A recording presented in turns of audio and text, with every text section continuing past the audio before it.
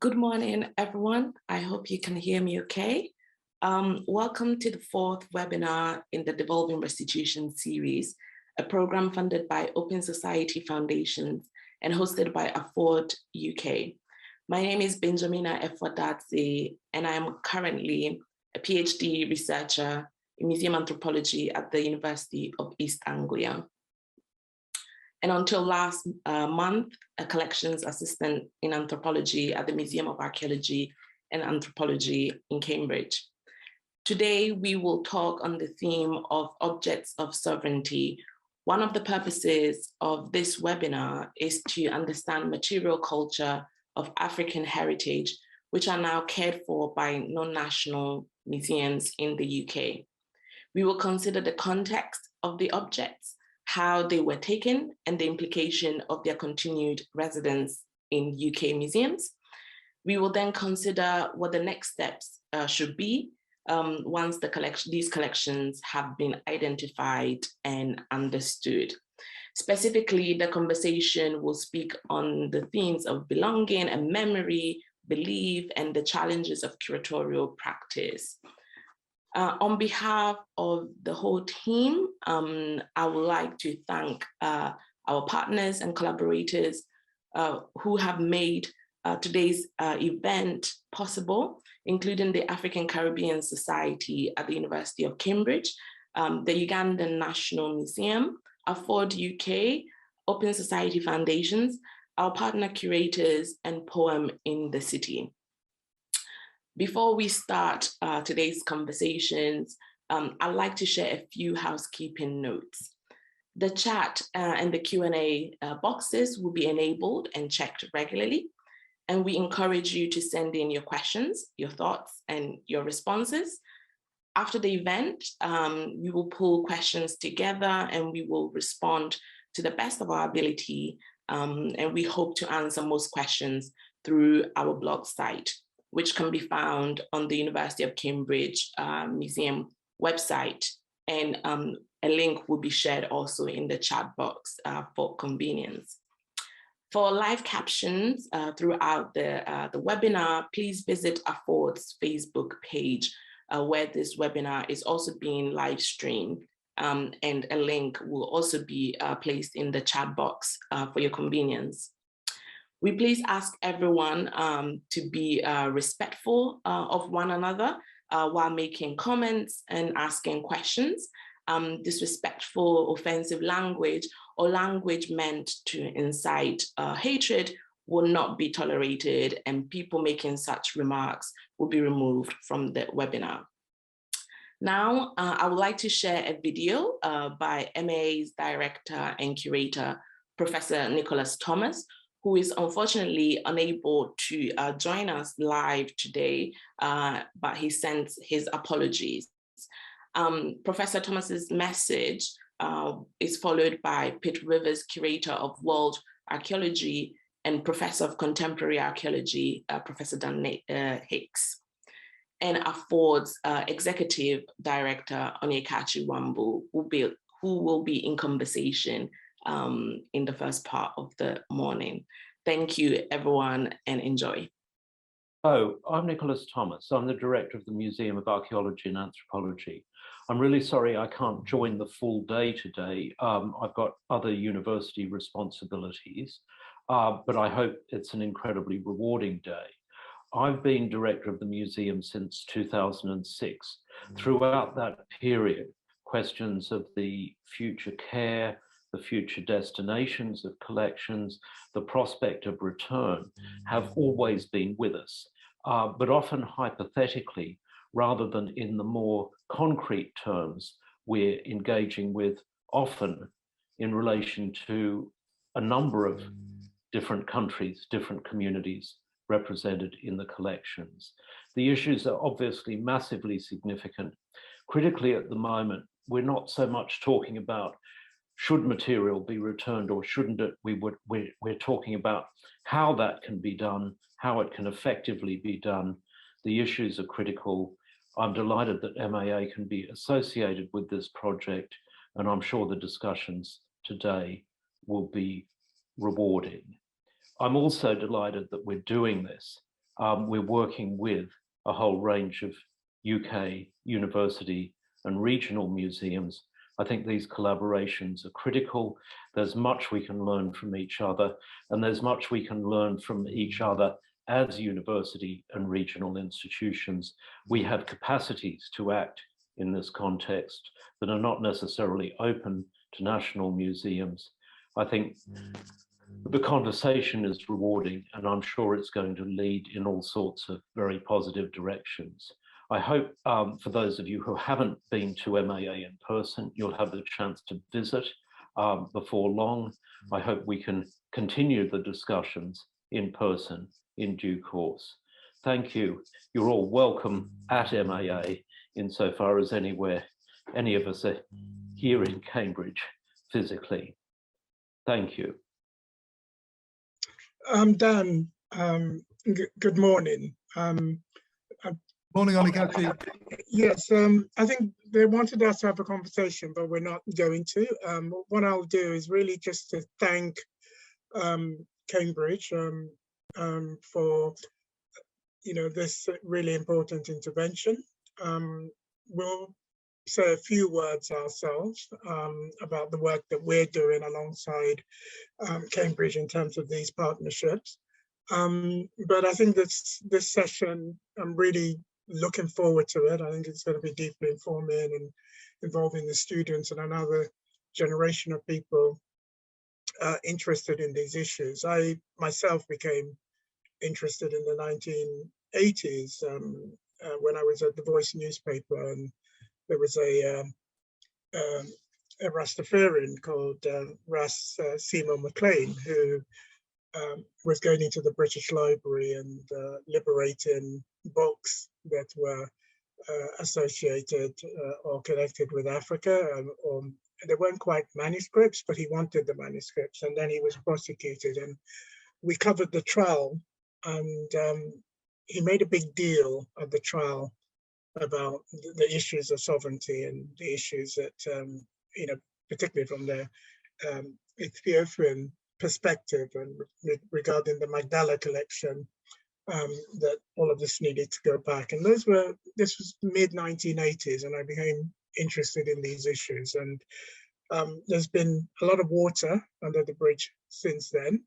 And these conversations between different regional museums are really powerful. So we thank, first of all, thank Cambridge for continuing the conversations, but I'll hand over to you and to talk much more broadly about the Revolving Restitution initiative. And then I'll come back and also finish up with talking about some of the work that we've been doing at the Forward as part of the overall restitution campaigns. Okay, that's great. Thanks so much, Onyekachi. And so welcome to everyone to the fourth of the 6 meetings that we're holding. Of course, when we originally received the funding from Open Society Foundations, we thought that these would all be meetings we'd be having face-to-face. And I think we've really made the most, and Afford's work as our partner here has been central of actually the fact that we've had to do all these things online. But now that face-to-face is beginning to come back, and yet we're still having these conversations online, I think it's so interesting to gauge quite how much has changed. And so I've been at some face-to-face events with colleagues over the past 10 days or so in Cambridge at Jesus College, which of course has returned an item of sovereignty recently, and you might have seen on the news that exciting information about and the reporting of the return of the Jesus cockerel, actually in Nigeria to the Oba in a formal way in the past several days.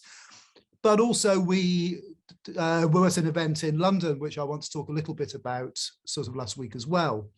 So as we're coming back, I think we're realizing quite how much has changed, and that sense of what we are able to say, what we're not able to say, how the conversation's moved on, I think is so inspiring as we're returning to these conversations sort of face to face. So let me just share an image of sovereignty, which hopefully all of you can now see, which was the coverage in the Church Times of one of the sort of works that we're involved in as a part of this wider portfolio of activity around questions of return and restitution and repair and remembrance. And of course, Onyekachi, your sort of long list of all those different sorts of R words, as it were, that you have, I think really comes into focus there. Because, so as a lot of you will have sort of noted, last week marked the 125th anniversary of the attack upon Benin in Nigeria in 1897. So in order to mark that at St. Paul's, we worked with the Nigerian artists, Victor Ekamenor, to install this work next to a memorial to Rawson, who led that expedition. So it's there on show in St. Paul's until mid-May. And so I hope a lot of you sort of watching this will be able to go and see it. But I think I wanted to share actually this image, as an introduction to how we're thinking about sovereignty over the course of the day, because I think it underlines what's at stake here. So of course, this work of remembrance has to start with the physical dismantling of the structures of, which were made to make messages of sort of cultural supremacy in the late 19th century. So returning objects is central, but actually returns are sort of all about also what happens next. So what happens next is what can happen, at the point of the returns, in African communities and nations, such as we saw last week. But it's also about opening up the conversations that we can have it here in the UK as well. So fundamentally, this is about sovereignty. So I think what Victor's work sort of asks us about is about who we remember when we think about war in relation to empire, in these times where we're increasingly aware that empire was war. So it's about not only who we remember, but how we remember and who is doing the remembering.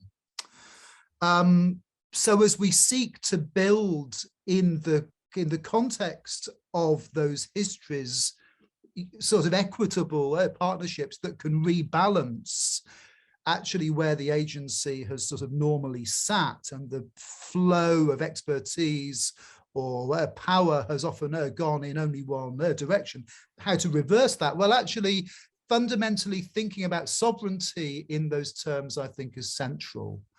So thinking about sort of sovereignty as agency, because the taking of artworks was all about not only a cultural destruction, but also an attempt to say, who's in charge. So these were royal and sort of sacred objects in so many cases for objects that we find in our museums.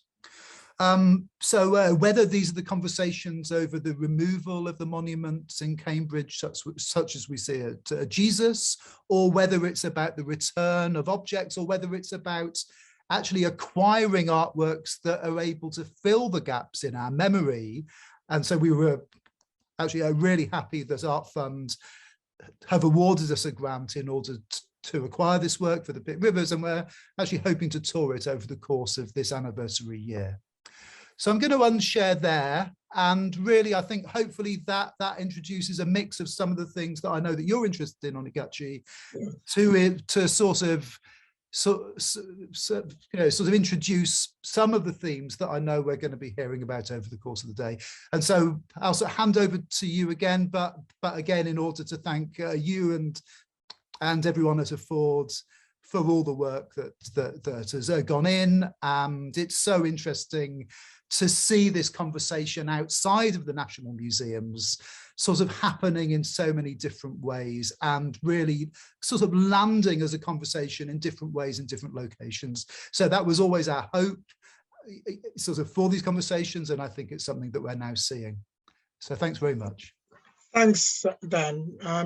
And it's, I think the point that you make there, just about how these conversations are now, we're now having it with institutions. Of course, as I mentioned with RAS, this has been going on outside the institutions, and it's important to pay tribute to a lot of people who have been putting the issues on the agenda. And I think in particular, Bernie Grant, who in the early 1990s started the African reparations movement. And we held demonstrations outside the British museums, and everybody at that time thought we were a little bit strange asking for this. So as you say, the agenda has moved forward. The institutions are now very seriously looking at all those issues and how we can begin this process of restitution and repair. There's obviously a lot of issues involved. There's the 1963 Museums Act that stands in the way of the national museums being able to restitute everything. So we've, in the work that we've been doing, identified 4 pathways for return. One is the change in the law. The other is trying to launch test cases so that we can actually test the law and see whether the law itself, the 63 law, is fit for purpose. And then we've looked at voluntary return, which those institutions, particularly the regional institutions who are not bound by the law, can begin this process themselves. They don't have to wait. I mean, there's obviously lots of other issues that we need to look at in how we identify, we catalog what's there, because there's a lot of stuff in basements that remain uncatalogued. A lot of the institutions don't know everything that they hold, and if they do actually have human remains and other issues, that sometimes the referencing has been so poor that the issues about where do you return it to, even if there is a willingness to return. So there are a lot of issues involved in the voluntary return. We also identified a 4th pathway, which we're looking at other steps that could be taken, and these is the space for creativity, and I think that response to the sacking of Benin that you talked about just now, that's in St. Paul's, are the spaces for creativity, how we can begin to look at how we repair what has happened during the last 400 years. And it's important, as I finish off, to talk about this issue of sovereignty in the context of that 400 years, because what did happen, it's not just empire. Before empire, there was slavery. Is that at the most basic level, the African human body lost sovereignty over themselves. And it seems to me that there's a huge part of the repair that needs to be done is how do we return that sovereignty to the individual. It has been done through the various campaigns that meant that slavery was abolished and everything else, but it's not just about the body, it's about the things that the body also kind of activates or is responsible for, agency in terms of thought, agency in terms of memory, agency in terms of the creative outputs that the body is able to do as a fully human being. And just, so it's about returning all of that. And I hope the conversations today will really extend as widely as all those considerations. And for me, there's one very simple thing, and I've been mentioning this to all the institutions that we've been interacting with. But so there's one very simple thing that people can do. It's important for people, as I said, to have agency over their bodies, even when they're dead. And I just don't think in 2021, 22, sorry, that it's acceptable any longer to be displaying human remains, whether they're older than 10, older than 1,000 years, or it's, at a very basic level, I think most people would want control over how they would wish to be buried. And when, the mummies, for instance, that the British Museum very, prominently displays, when those people created their monuments, it wasn't for them to be gawped at on a Sunday afternoon. They had very clear ideas about what they wanted to be done in terms of their own control over their bodies, and how they wished to for history to judge them. And I think it's important that we begin to respect at a basic level some of those wishes. And if we're genuinely interested, as this theme today is on this issue of sovereignty, I think in its fullest sense, and I speak from the African perspective, in its fullest sense, we need to return that to both living and dead Africans. So I'm going to thank Cambridge again for facilitating this event today. I think we're going to hear a lot of really, and I'm looking forward to hearing a lot of really important conversations. I'm particularly delighted in the fact that students are participating today actively. They have in many cases been in the lead, the young people, over the last 2-3 years in this campaign. So it's really important that we're involving their voices. So I wanted to thank everybody, thank people from Cambridge, thank the Afford staff who have been putting this together, Janice and also Vikas who helped today. And Dan, thank you for the idea and the engagement with the regional universities, the regional institutions. I'm going to hand back now to Efwa. So thanks very much. Thank you very much, Onyekachi. Thank you to you and Dan for the very useful framing for today's conversation, which I'm sure will be really fruitful.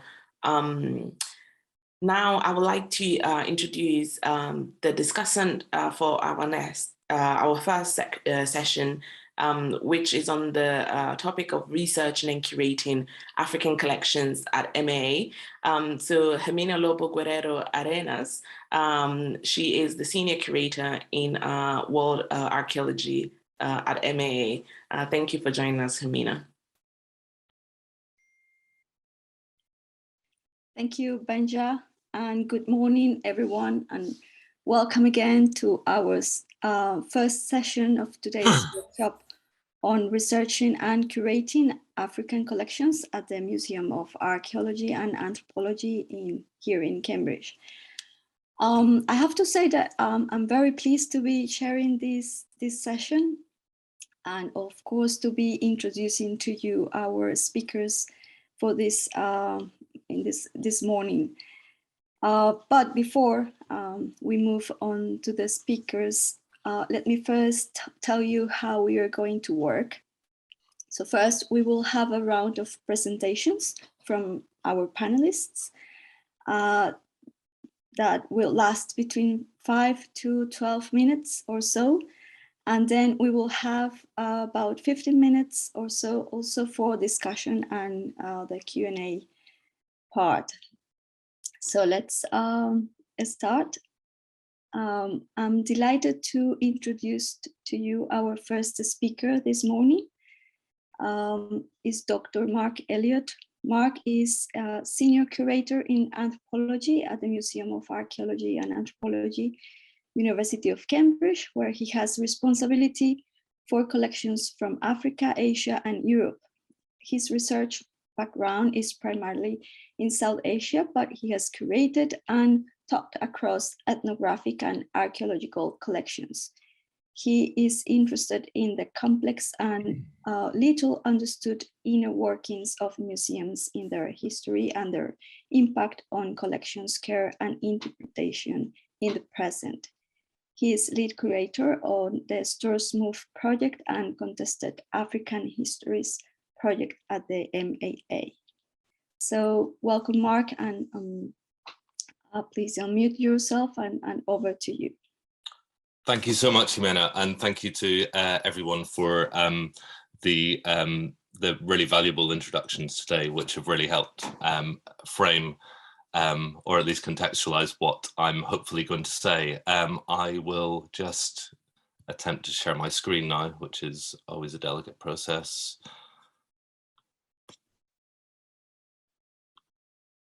There we are.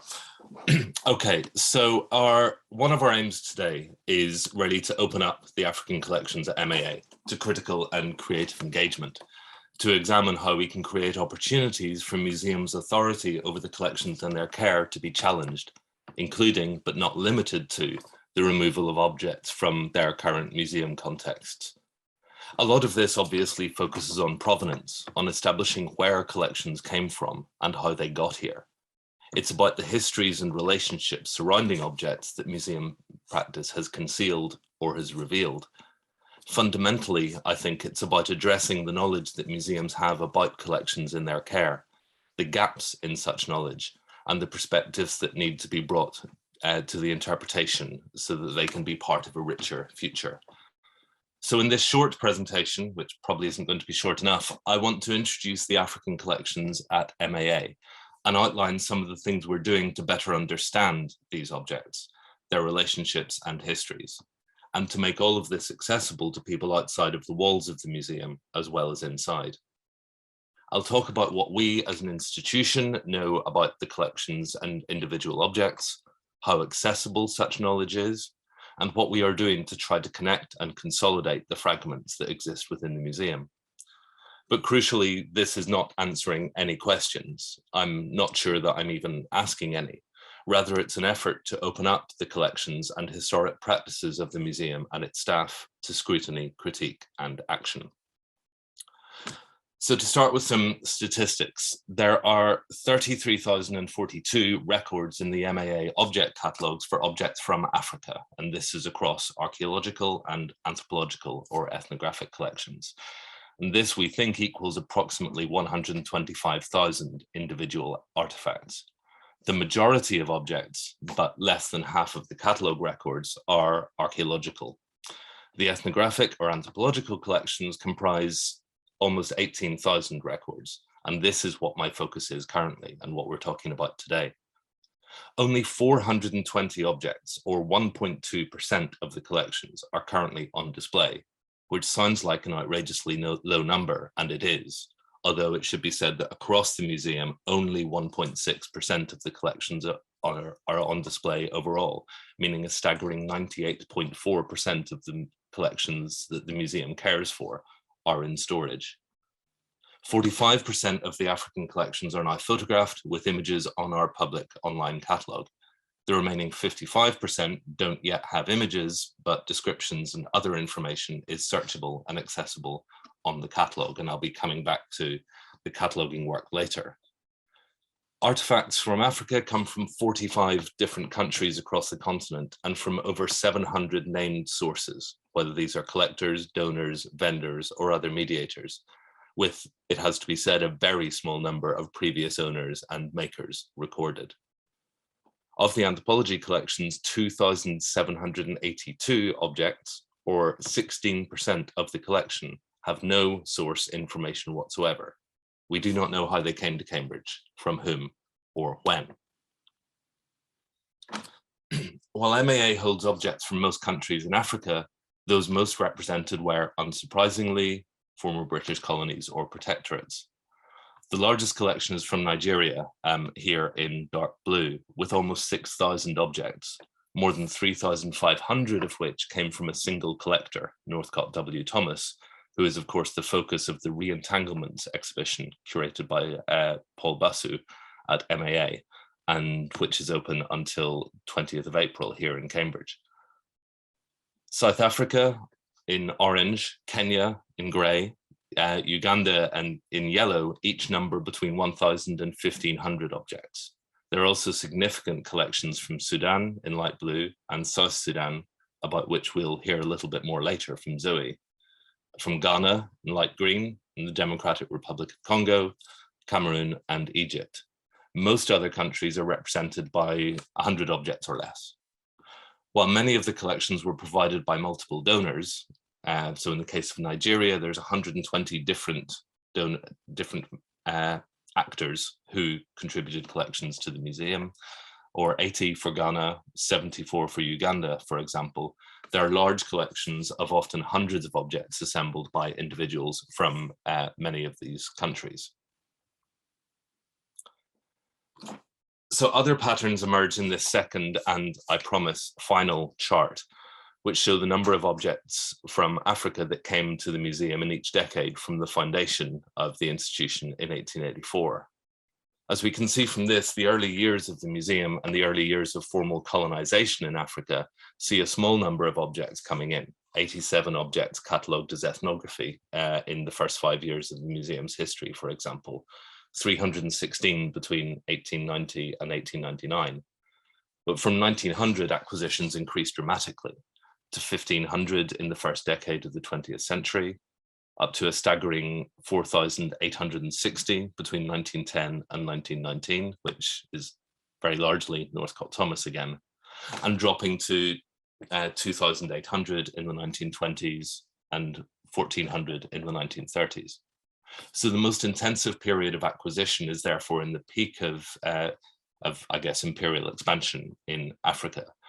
Acquisitions start waning in the 1930s and 1940s, perhaps reflecting the escalation of military activity on the continent, but also a shift away from the study of material culture within anthropology, at least in Cambridge.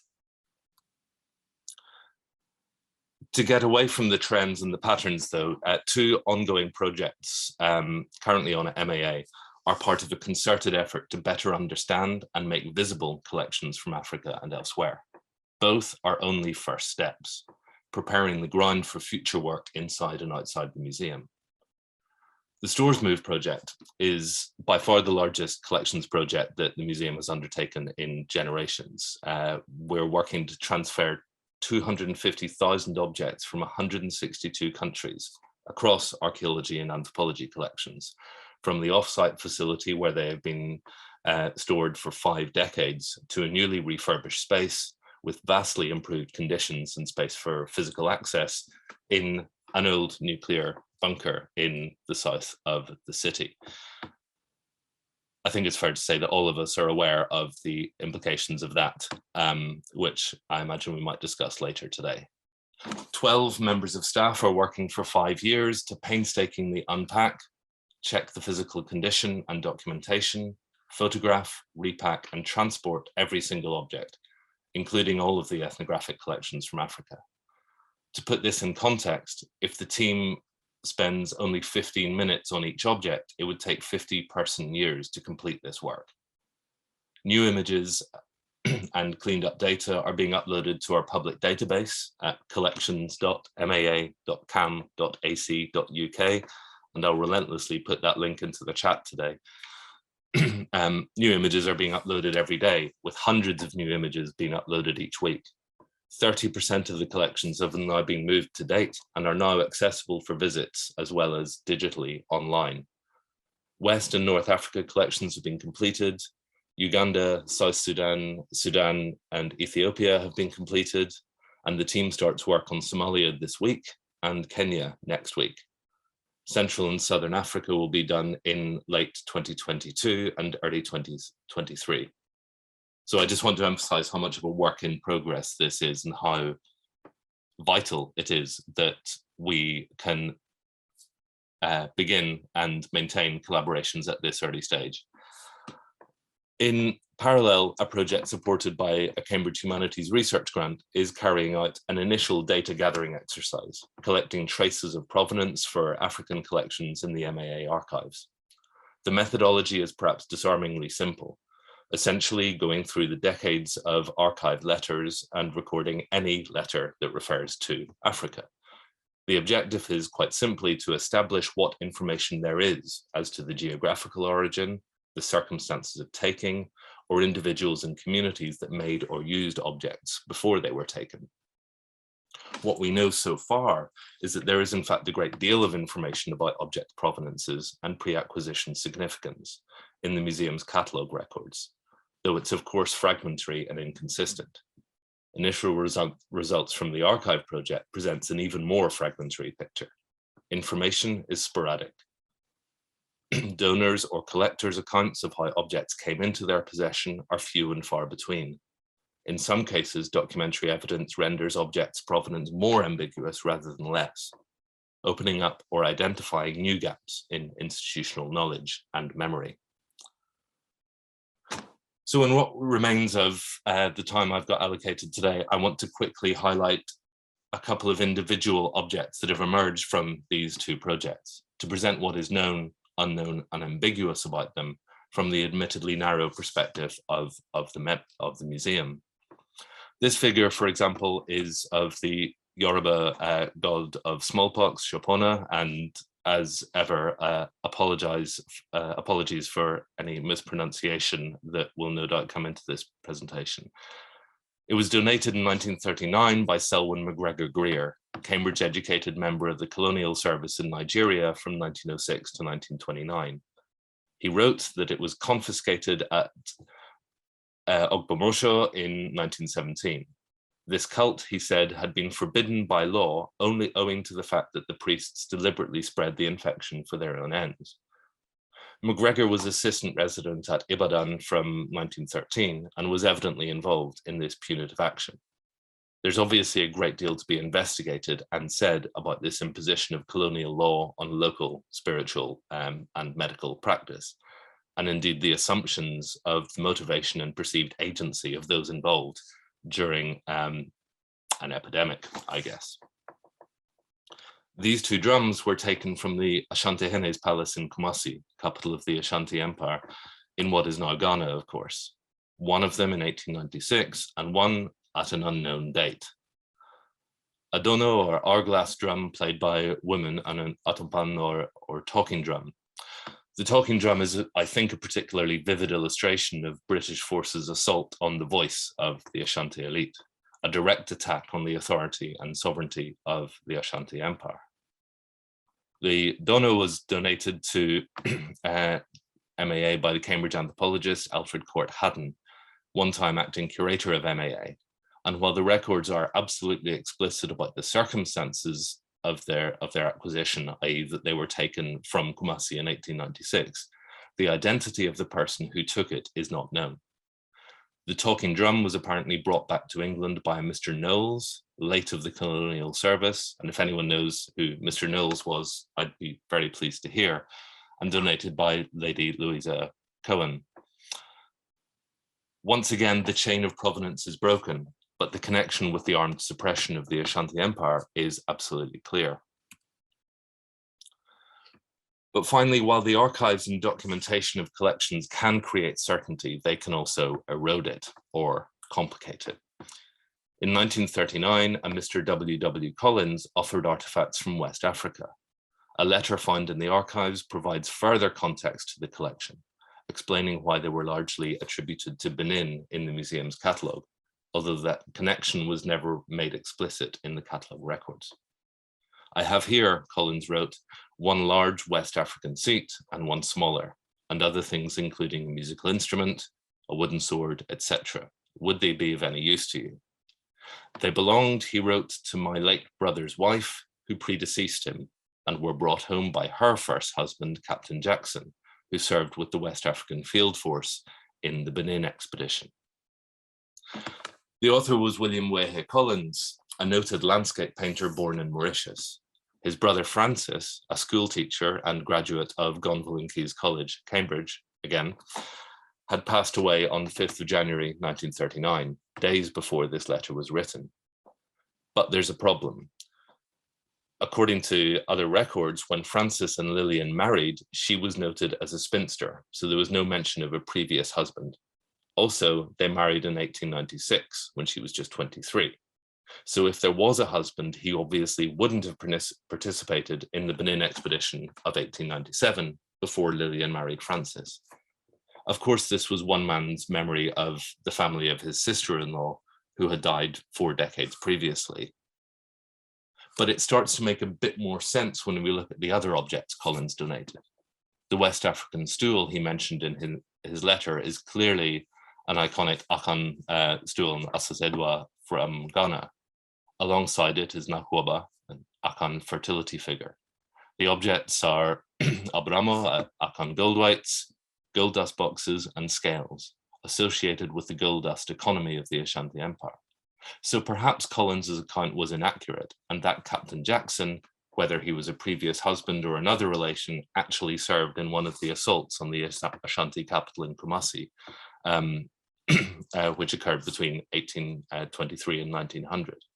This is a guess so far, but perhaps they may well have been taken in the Third Anglo-Ashanti War or First Ashanti Expedition, which destroyed the palace of the Asantehene in February 1874. Unfortunately, however, there are literally dozens of Jacksons involved in the Anglo-Ashanti Wars, so that doesn't get us very far. I must say that I'm hugely grateful to Marianne Middlekoop, who will be speaking later, in helping us sift through some of the other Jacksons that may be out there. To date, I feel no clarity.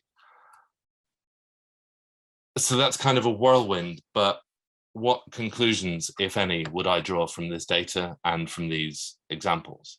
I think incompleteness, the contingent and fragmentary data that we hold as a museum, the fragmentary memory that we have in relation to these objects in our care. But what do we do with that? Our approach so far is to make as many of these fragments as possible visible in the public domain, to make these objects, the knowledge and the gaps, plainly visible. As I said at the outset, these are very much first steps, but they are essential. Restitution of objects, of knowledge, of interpretative authority, or of agency is impossible without a knowledge and understanding of what is in museums. You cannot ask for what you don't know exists. But neither can museums be proactive, as I fervently hope that we will be, in enabling future restitution projects if we do not know what we have and do not know what we know and what we don't know. I end with an appeal and an invitation then to interrogate MAA's collections database, to challenge our authority, our assumptions and our mistakes, and to help us continue the work of transferring authority to a more diverse group of people, group of voices, that we will see examples of later today. And I'm very sorry for taking up so much time. Thank you. Thank you, Mark, for such a fantastic overview of what we are doing. You're doing, the team, the whole team is doing for better understand what we have regarding African collections. Certainly very interesting but necessary challenge we need to face. So thanks again. Now we are going to move to our second speaker. Also delighted to introduce Dr. Sui Cormack, who is currently a visiting researcher at the Museum of Archaeology and Anthropology, University of Cambridge. She is a historian and anthropologist whose research focuses on the history of collecting, colonialism, and the contemporary uses of heritage in Eastern Africa. Her latest publication, Pieces of a Nation, South Sudanese Heritage and Museum Collections, was published by Sightstone Press in 2021. So welcome, Zoe. Thank you for being here, and over to you. Hi, thank you. Right, so I'm currently a visiting researcher at MAA, and I'm working on provenance and ownership issues for the Sudanese and South Sudanese collections. So I'm really kind of building on the kind of curatorial projects that Mark has just described, and trying to take a closer look at trying to understand who the original owners of objects were, how those owners were parted from their possessions, and on identifying objects, particularly from the Sudanese and South Sudanese collections, that may have been looted or have particularly problematic provenance. So I want to talk about an object that I think shows some of the complexities and challenges of this work that, you know, Mark has already situated. It is an object. I'm just going to share my screen. Let's share my PowerPoint.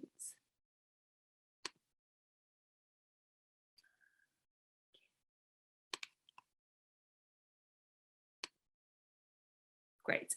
So it is an object from Darfur, Sudan, that was given to MAA in 1937 by Anthony John Arkell, who was the assistant governor of Darfur between 1932 and 1937.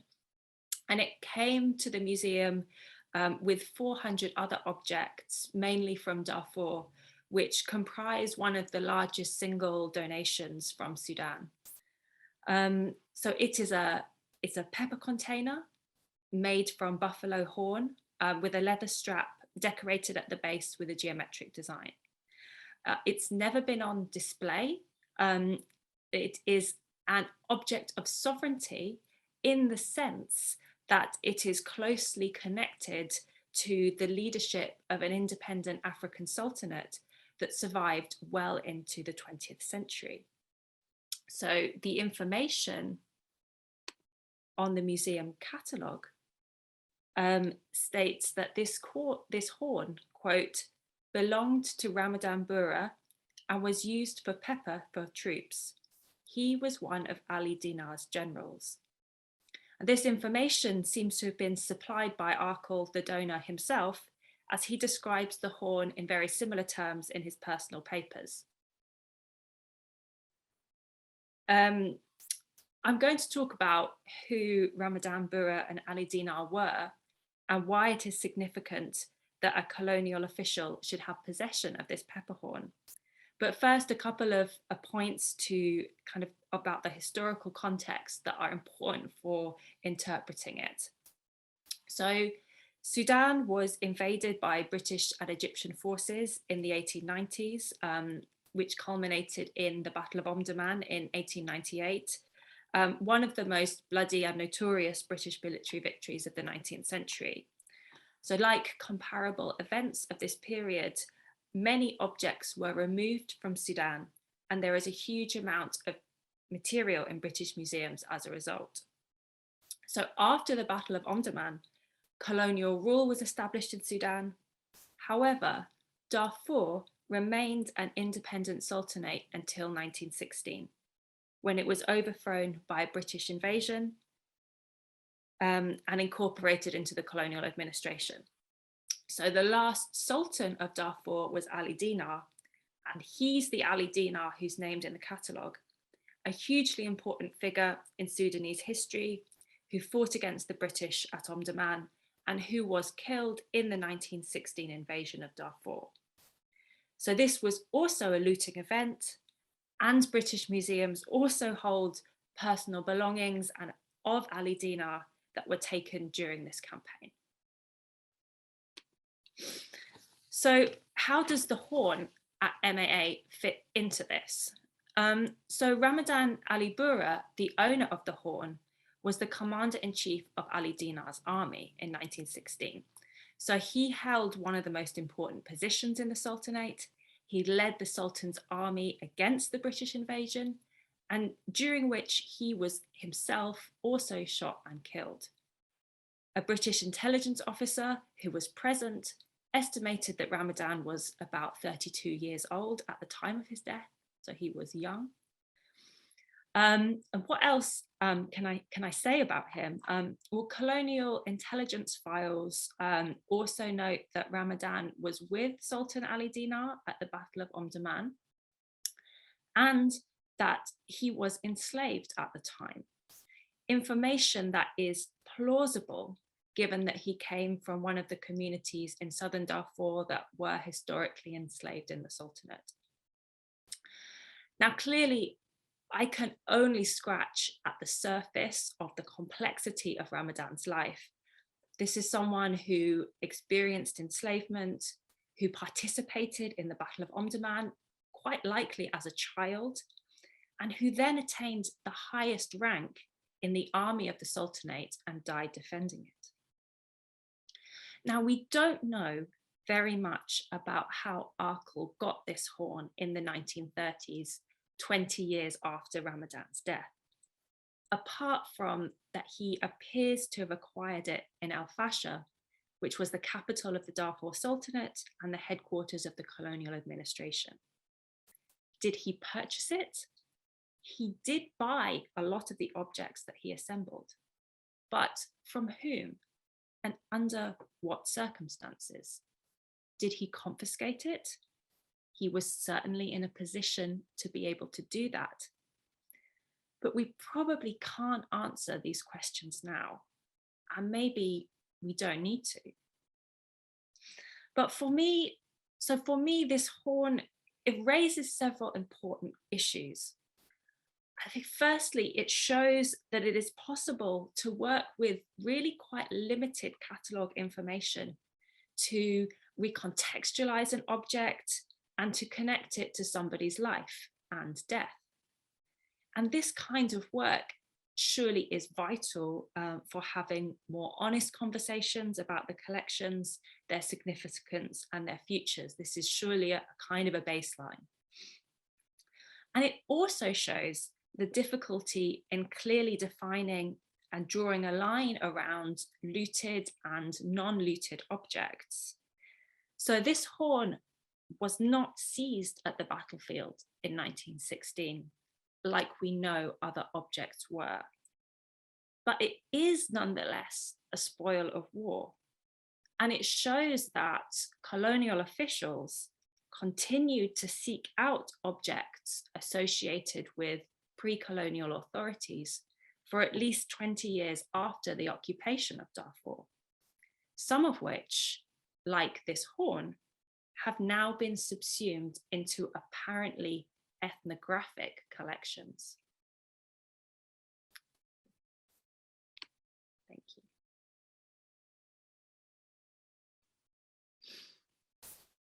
Thank you very much. So for your presentation, I think examples will always be one of the good ways to understand things, and here essentially we can see the problems that arise when trying to understand the history of objects and that intricate relationship with individuals. So thank you very much again. So now we move into our third and last speaker for this first session. Marianne Middlekoop is a postdoctoral researcher on the AHRC DFG funded project, the Restitution of Knowledge, Artifacts as Archives in the Post-Colonial Museum, 1850-1939, at the University of Oxford, and a junior research fellow in History of Art at St. Peter's College, Oxford. She completed her PhD in history at the University of Cambridge in 2019. Prior to becoming a researcher in Oxford, Marianne was a teaching associate in history of art at Cambridge and a researcher for the Commission of Looted Art in Europe, London. She is an affiliated lecturer in history of art at the University of Cambridge and co-convener of the Cambridge Research and Collections Program Ownership 2020-22. Over to you, Marianne. Thank you for being here.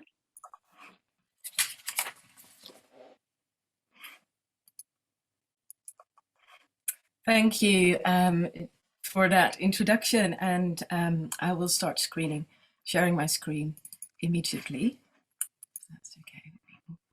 Right, so I'm a researcher, as already mentioned, for the Restitution of Knowledge project at the Pitt Rivers, which is a collaborative project with the TEO in Berlin, and it's led by Denix and Benedict Savoy. Now, this project aims to share and build knowledge of incidents of looting during military missions in Africa. And it also aims to document the connections between these events and objects in European museums. Now, one of the questions in this project that we kind of try to answer and grapple with is how were objects, once they arrived in the UK, dispersed and disseminated between national public institutions, anthropology and military museums, and private owners. So how did that happen?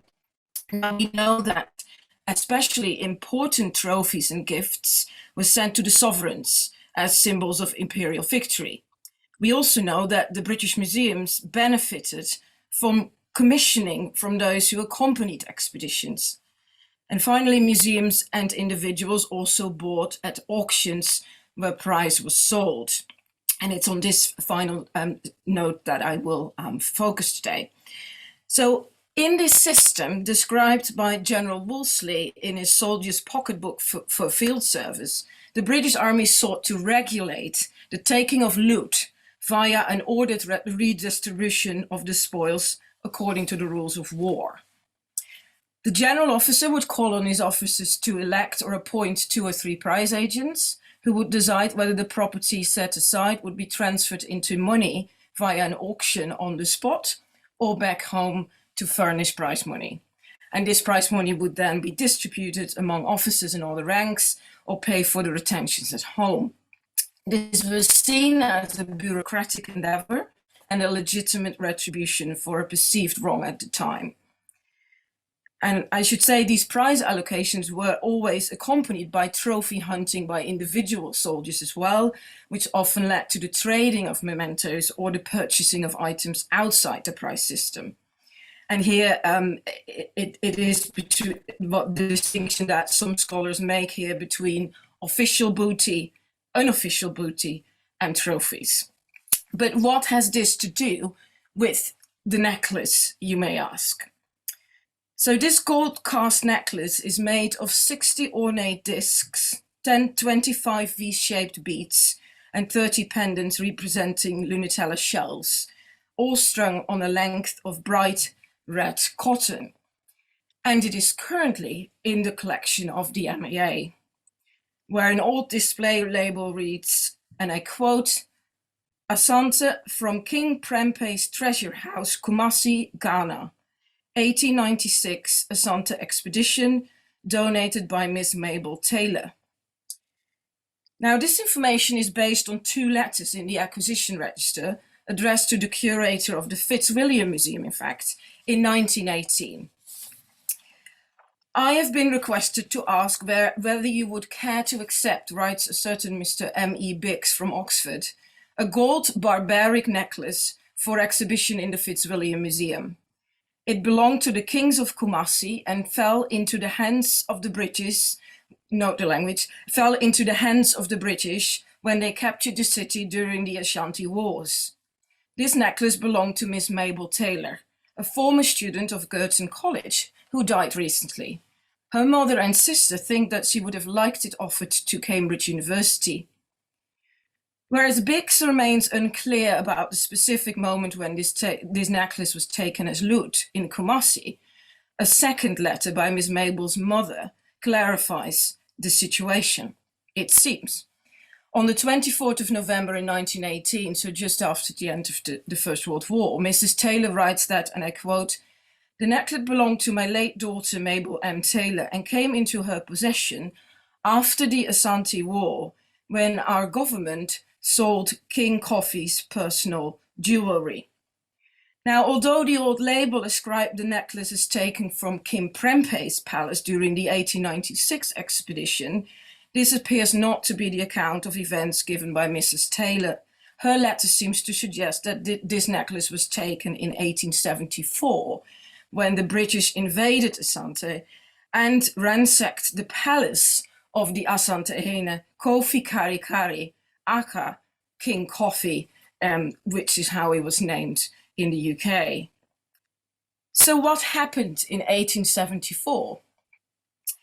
In 1874, one of the first things General Wolseley did when the British Army entered Kumasi was tour the royal palace. When the extent of gold and other valuables it contained was understood, a guard was set up and a prize committee appointed to select the most valuable objects, including those objects of sovereignty. Before the army returned to England, Wolsey held a public auction of most of the loot.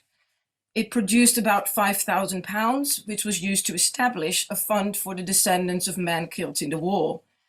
A subsequent auction was held in London by Zarah, the crown's jeweler.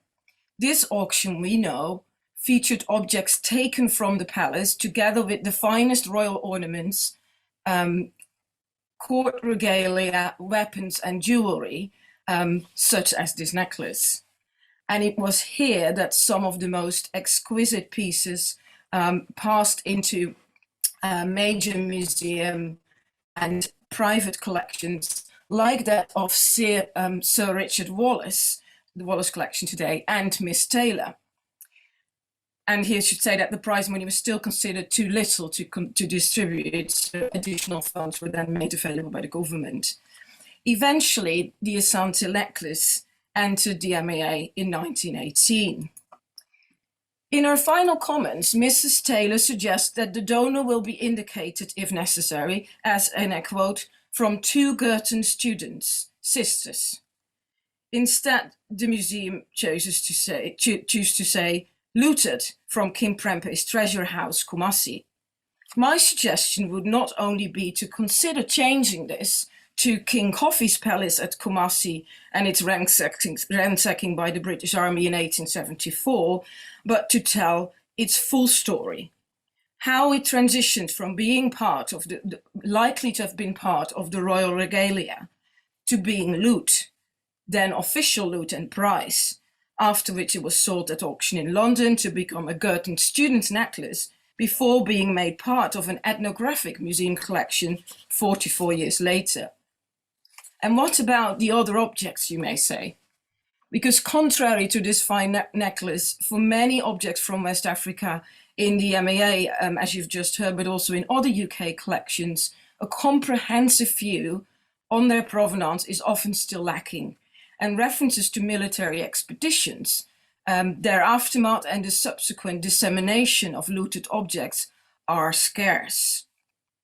Yet what this case shows us is that we need no more than a single fine artifact, an object of sovereignty, to tell us the long forgotten story of a military culture of taking official loot and prize. And the question is, I think, will we use this moment, this in-between phase, the momentum that's been created prior to the removal perhaps and the possible return of this artifact to do this? Will we show and tell this story? Thank you.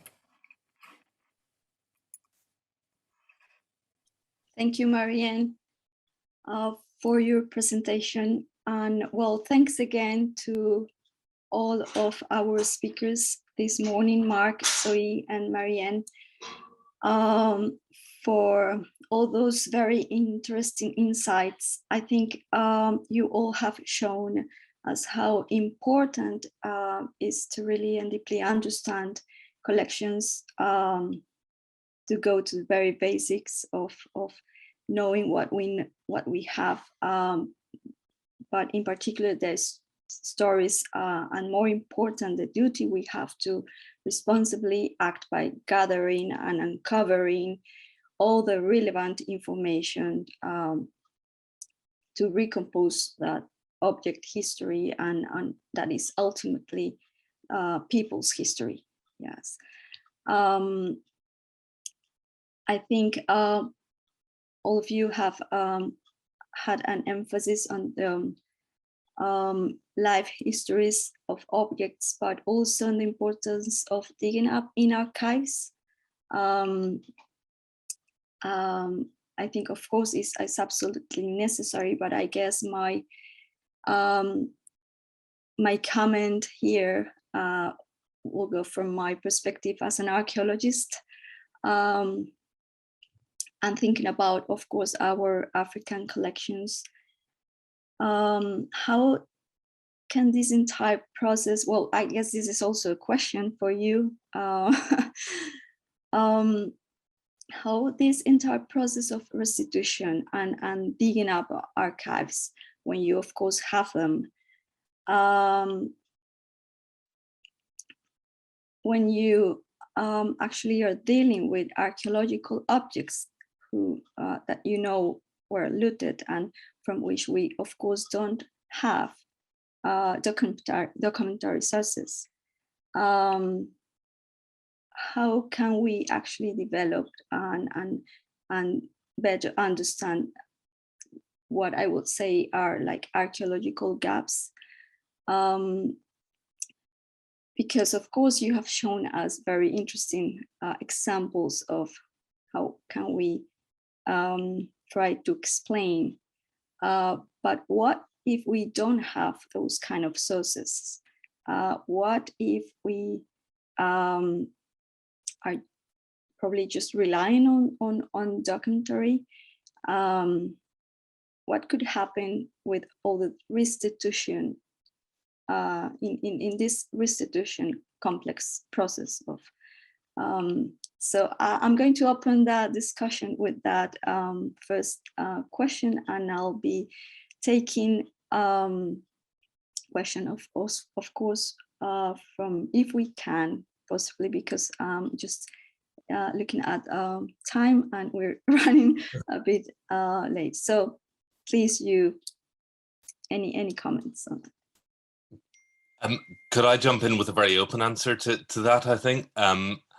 I mean, the short answer, and this has been the theme of what I've said this morning, is that I don't know. And I think certainly we find that an awful lot of the practice that we're doing within museums feels, from an ignorant anthropologist point of view, like an archaeology of the institution, right? You know, this is the context that we're working in. These are the sites and the materials that we're trying to make sense of. I think on one level, there was a point there was a question in the Q&A that may relate to this. Some communities of practice span colonial boundaries. I hence don't necessarily identify with colonial boundaries. How do we catalogue these contested objects? I think there have been a couple of questions about the distinction between archaeology and anthropology, and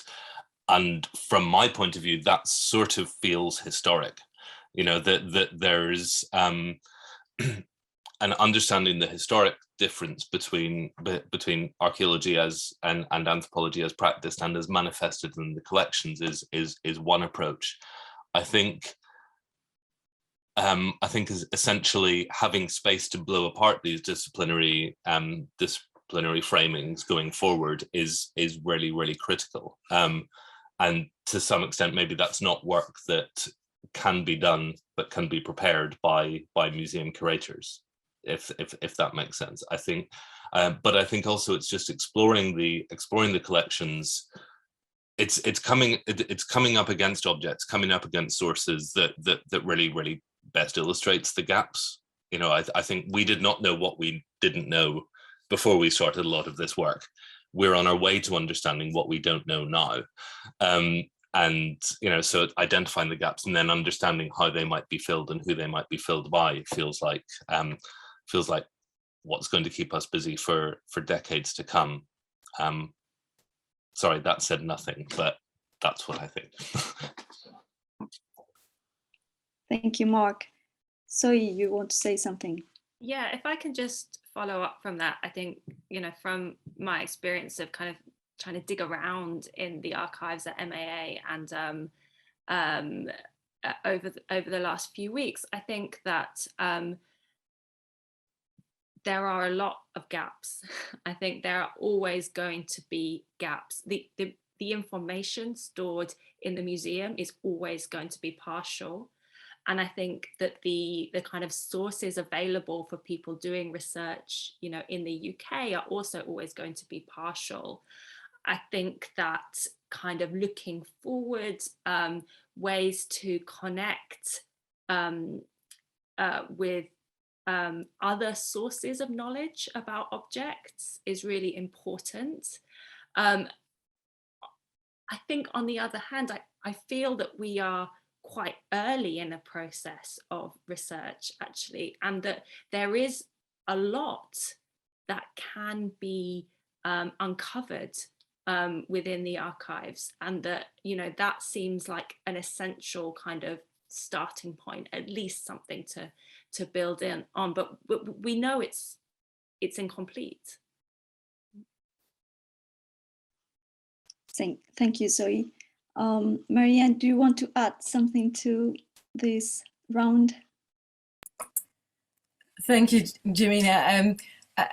Well, just to echo what has been said, and also to echo what Zoe mentioned in her presentation, is sort of where it overlaps with mine, really, that we do not always have the data of the individual who took an object, but we might not always need that in order to tell the story or to facilitate and enable the return. So that there are these broader narratives that we really need everybody in this room from military historians to people that have researched this in all other kinds of ways, to the communities, to say, well, there is this bigger narrative, not just of colonialism, but also of military culture. And if we manage to sort of tell that, and I think it will create a further wave of people coming forward with information about these objects, but also with stories that fill that history of war and taking and loot. And so I would say, yeah, that's important to bring out there like we do today. And I hope we can continue to do, and I also hope the museum will do so in their displays in the near future, and as it already does. Thank you. Well, thank you very much. Well, I have to say that unfortunately, time, as always happen, is a bit out of control and against our desires of being here and keep talking and discussing. There are a lot of questions and comments that we will be answering in the chat and the Q&A. So thank you for those that are just leaving their insights and for being here. I want to thank again Mark and Marianne and Zoe. And I'm going to hand it over again to Benja. Hi, Benja. Hello, thank you. Thank you so much, Amina, and thank you, Mark, Zoe, and Marianne, for a really interesting conversation and overview of the MAA collection, and also sharing some of the examples from the archival record as it relates to the object, which is quite useful to put things in context. So really grateful to you all for the presentations.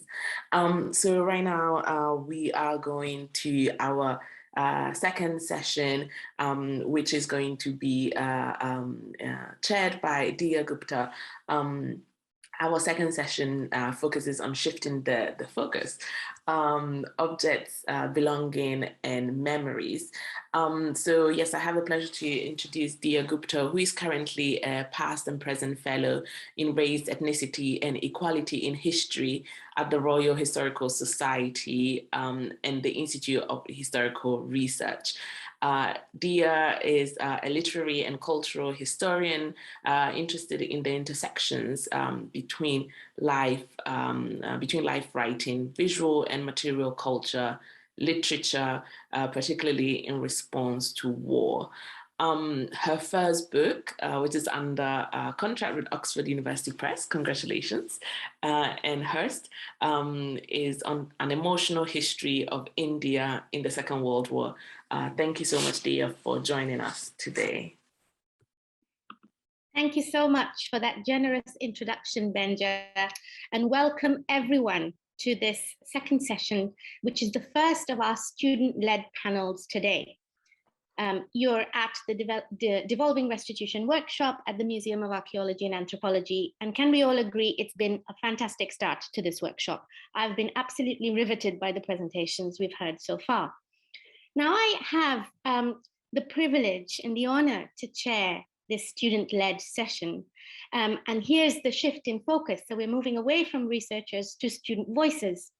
So as Benja explained, I'm past and present postdoctoral fellow at the Royal Historical Society, and I'm really interested on race and equality initiatives within the discipline of history. This panel, I think, really speaks to some of those initiatives. It's entirely led by students from the Cambridge African and Caribbean Society, or Cambridge ACS as it's known. And the 5 students you'll be hearing from today have been working with the museum for a while on museum collections and on providing fresh perspectives on the museum's African collections. So in these student presentations, you'll find that students have focused on a particular object or group of objects, and then they will talk you through their interpretation and understanding of those objects. So our first speaker is Amel Elleily, and I'm going to introduce her now. She's a second year history and politics student at Corpus Christi College at Cambridge, and her project at the museum explores what sovereignty has looked like for East African queens in the 19th century, particularly in Ethiopia. And she will be talking to us today about the state robe of Queen Woyzaro Terunesh of Ethiopia, which was taken after the Battle of Magdala in 1868. Amel explores how this cloak transcends its status as an item of sovereignty into becoming an object of resistance. Can we please play Amel's video now, please? Hello, my name is Amel and I am a second year history and politics student at Corpus Christi College. And I'm here today to talk about a cloak, which I found was really interesting in relation to the topic of objects of sovereignty. And this cloak in particular is from 19th century Ethiopia. And it's also stored as object 71918-4, but I will go into describing the cloak in a bit. I initially chose to research this object because I found this garment to be the most opulent in the collection, which was acquired by the Victorian Albert Museum in 1934. And I, from there, found out that it actually belonged to a sovereign queen, Woyzaro Terunesh. I'm hoping I'm pronouncing that right. And kind of, obviously, because it's such a clear connection to sovereignty, secured my decision to study this cloak. And as an East African woman myself, I also found that this would have been, and it has been, a really good opportunity to learn more about my history and, of course, the history of the cloak in relation to Queen Woyzaro Terunesh. And I found that quite quickly, this cloak just transcends this idea of it being an object of sovereignty. It found that more so it was an object of complete and utter resistance.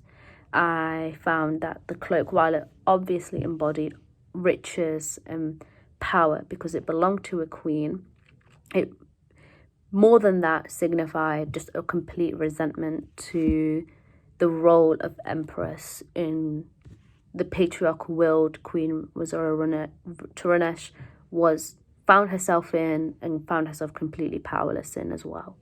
To talk a little bit about the queen herself, she married Terunesh II, but she had come from royalty before that. Her father was an emperor and had been fighting practically all his life to be the complete emperor of Ethiopia, but he had lost in battle to Terunesh II.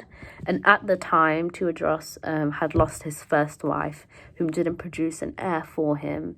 And so at the same time, it's almost as if Woyzaro Terunesh knew what her fate was. She spent a lot of time during and after the battle praying and fasting and even promising to enter a convent, but she found herself instead in a marriage to a man that she did not like. But this is kind of the way things happened. She was perceived as an object of sovereignty herself to kind of upstill to address the second's reign. So her wishes had to be cast aside. And unfortunately, in my research, and I feel like I should make this very, very clear, a lot of what I'm saying here is based on complete legend. There is not much historiography or primary resources at all recorded about how this marriage actually came to be or what kind of persisted in this marriage. All I can find out and I can tell is that this marriage was not based on love, not based on any mutual respect. It was very, very transactional and very much against Woyzaro Terunesh's wishes. And I found that very interesting as a student of history myself, that a lot of what I'm based on, like what I've did my researching on and what it's based on, is based on word of mouth, which is of course not what I'm used to, or not what my lectures or my reading is based on at all. And I found that in a way it definitely made me feel closer to the Queen herself and what this cloak signified. But it definitely raises the question of course the reason why this is the case is quite obvious. There's a colonial aspect to it, there's an academic aspect to it, but I found that as quite an interesting point to consider, that there is, even in my research, a complete utter disparity in relation to how this manifests in African history and how this is the case in English and British and just complete Western history. But now knowing how Queen Woyzaro Terunesh acquired her sovereignty, it is no doubt that she kind of had a very unconventional relationship with her role, both politically and personally. I say politically as well because from the get-go, she knew that her presence, and this is definitely the case for both female sovereigns at this time in the world, 19th, 18th centuries, that her presence was much more was what was political. She needed to represent a Madonna. She needs to represent herself as a pious woman, as the mother of an heir, and that was her only input. The world was far too patriarchal for her role to have expanded further than that, which kind of takes away already the opulence of this cloak and how much really it is an object of sovereignty. But for me, her personal stake in relation to her sovereignty was far more interesting in the fact that it clearly is much more complicated, that she is married to Terunesh II because of her father's loss in a battle, which then makes this cloak also much more complex than it being just a beautiful garment for a queen to wear. It tells a story about a very complicated family and family honor, and how through, even as a Queen Woyzaro Terunesh was still very objectified by men. But to describe the cloak, it is made of dark blue silk with a lighter blue floral design in the inside.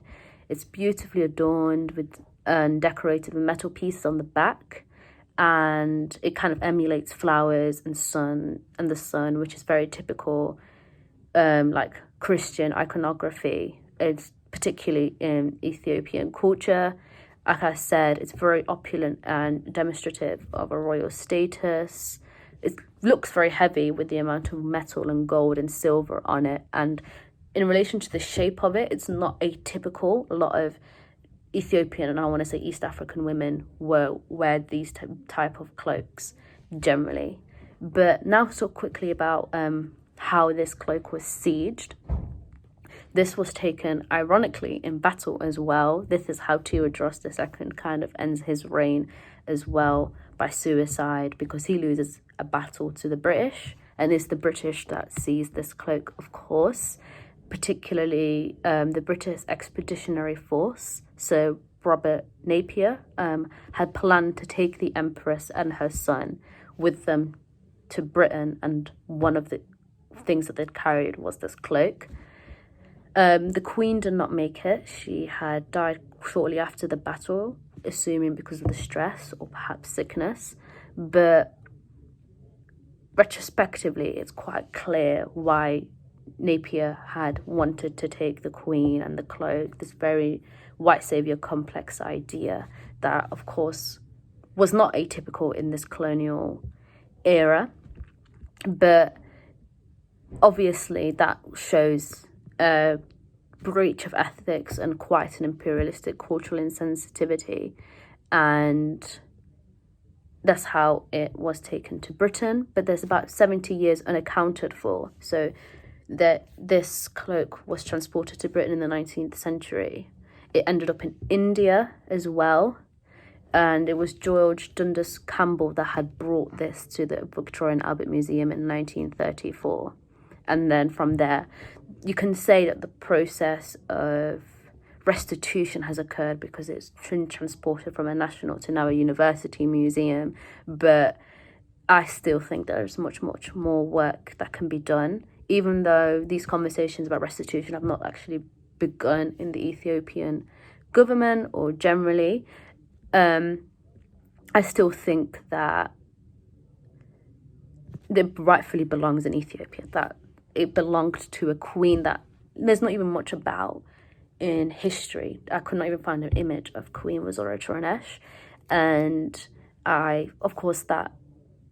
that's why I think it further reinforces why I think this cloak rightfully belongs there. There's no contention there. But until that can be in reality, I think, because a lot of this history I've told you here is word of mouth, I think the best way to look after this cloak in a museum is to kind of give it its moment, retell the story, but also make sure that it is set in this context that I've just explained to you here, that it is not just a beautiful garment and it belonged to a really, really beautiful and rich queen. Is a story of struggle here, like I have just mentioned. And that's the point where I'll summarize real quickly. Like I've said, this cloak belonged to Empress Woyzaro Terunesh, and it tells, of course, like I've said, a story of sovereignty that's much more complicated than riches.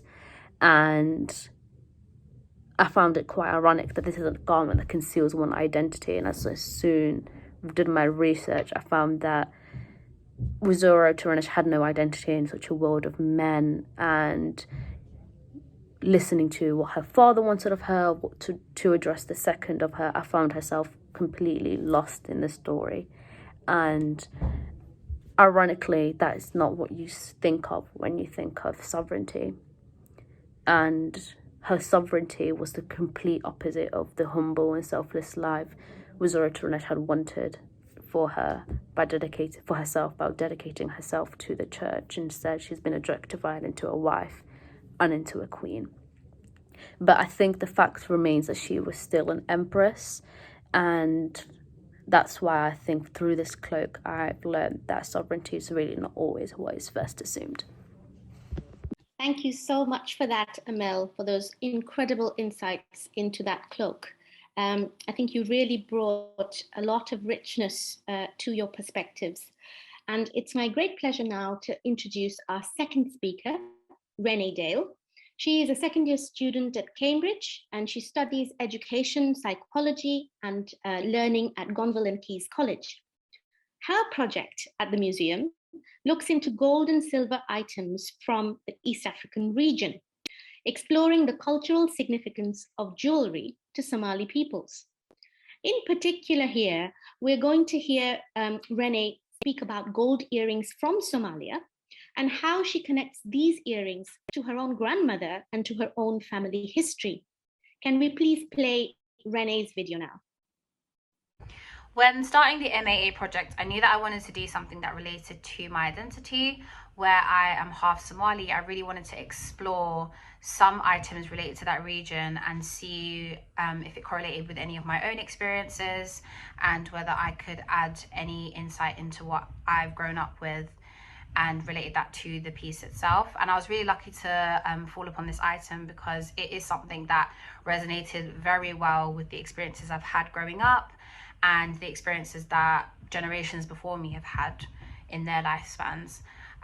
So the item that I managed to find were gold and silver jewelry, and hence the name of my project, which is the Crafts of Gold and Silver in Somalia. They are really ornate pieces, which I will go on to describe in a second, and they really reminded me of the things that particularly my grandma passed down to me and what lies as a really important factor in Somali culture, particularly for women. I'm now going to describe the image that I focus my project on. A lot of the interpretations that I'm about to give are based on things that I've seen in my family home and in my grandma's home growing up. So they could be interpreted differently by different people, but this is describing what I see. So to the top left of the picture, we have a thick black bangle, which I've seen typically adorned by older men in the Somali region, typically at weddings. To the middle of the picture, we have a ornate collared necklace. From what I see, it's been inscribed with ridges towards the edges of the necklace, and I believe it's got some sort of embellishment around the rim of the picture. I have seen this quite frequently in a more pure gold form for married women on their wedding days. It's very common for them to have really ornate collars on them to show that they are the bride. To the right of the picture, we have a set of two trinkets, one large and one small. I see these all the time in my grandma's home. They're sometimes used for decoration, sometimes they actually hold stuff in them, which is really useful. We've got a set of 3 tasseled ornament kind of things in the bottom right of the picture. I know that the 2 on the side are a set of earrings, which are very common, again, for weddings and for younger girls. I've got something similar to these that my grandma gave me when I was younger, and I'll get onto that in a little bit, but they tend to be passed down through generations, which is really, really interesting. And to the left of the picture, we have a either necklace or a belt, which is again used for decoration on a woman's body. I've seen them typically partnered with a particular Somali dress, which is orange striped. And again, this isn't exclusive for weddings, but you typically see this as wedding attire or in younger girls for Eid, Ramadan, and other celebrations of the sort. In talking about the importance of jewelry in terms of my experiences, I know that gold and silver have been heavily weighted in my culture as a means of exemplifying your own beauty and carrying yourself as a woman in society. My grandma passed down these earrings to me to hold for the rest of my life, and now they never leave my ears. And to me, they are a demonstration of my knowledge, my wisdom, and my inner beauty and what it means to be a woman. Obviously, it differs from person to person, but to me, that's what the value of jewelry is and what I see when I think of gold and silver. This was explored a lot more when I was doing my research, where researchers such as Silverman and Sabania quoted that the adornment of gold and silver was something that was exclusive to royalty. And to me, that made me think, you know, if I have these in my ears every day, that makes me feel like regal. And, you know, my ancestors were somewhat regal in that they had this in their possession so readily, and it was something that they wore and held very close to their chest, which is really interesting.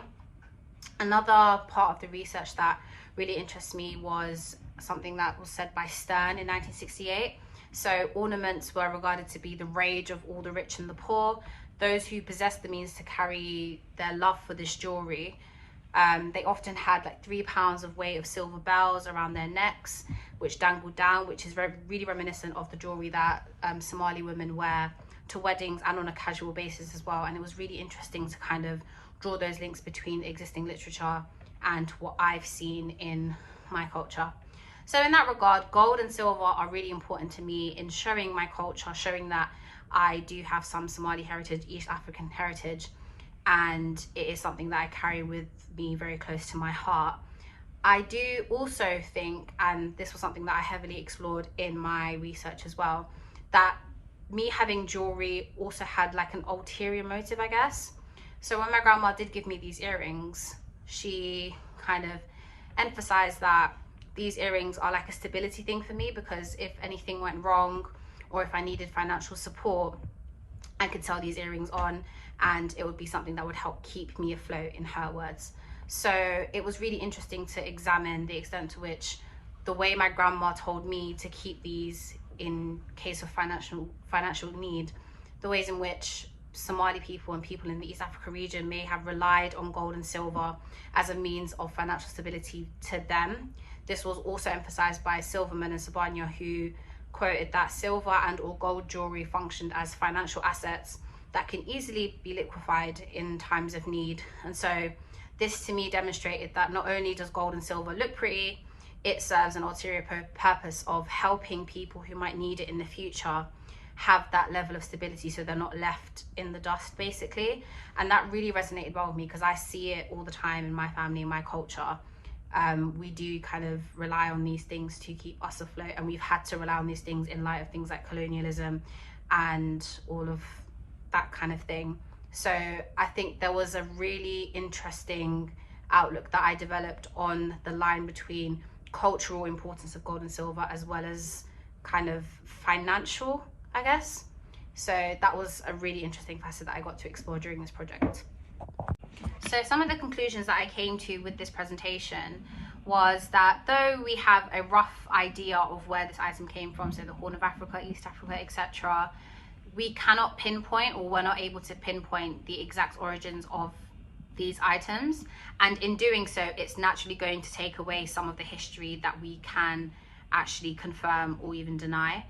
And I think that is a flaw, because if we have these items in museums where people from all different walks of life are going to be able to see these items and recognize that these items exist, if we're not appreciating the entire history of these items and the richness of said history, we're missing out on a lot of knowledge that could be of benefit to so many different types of people.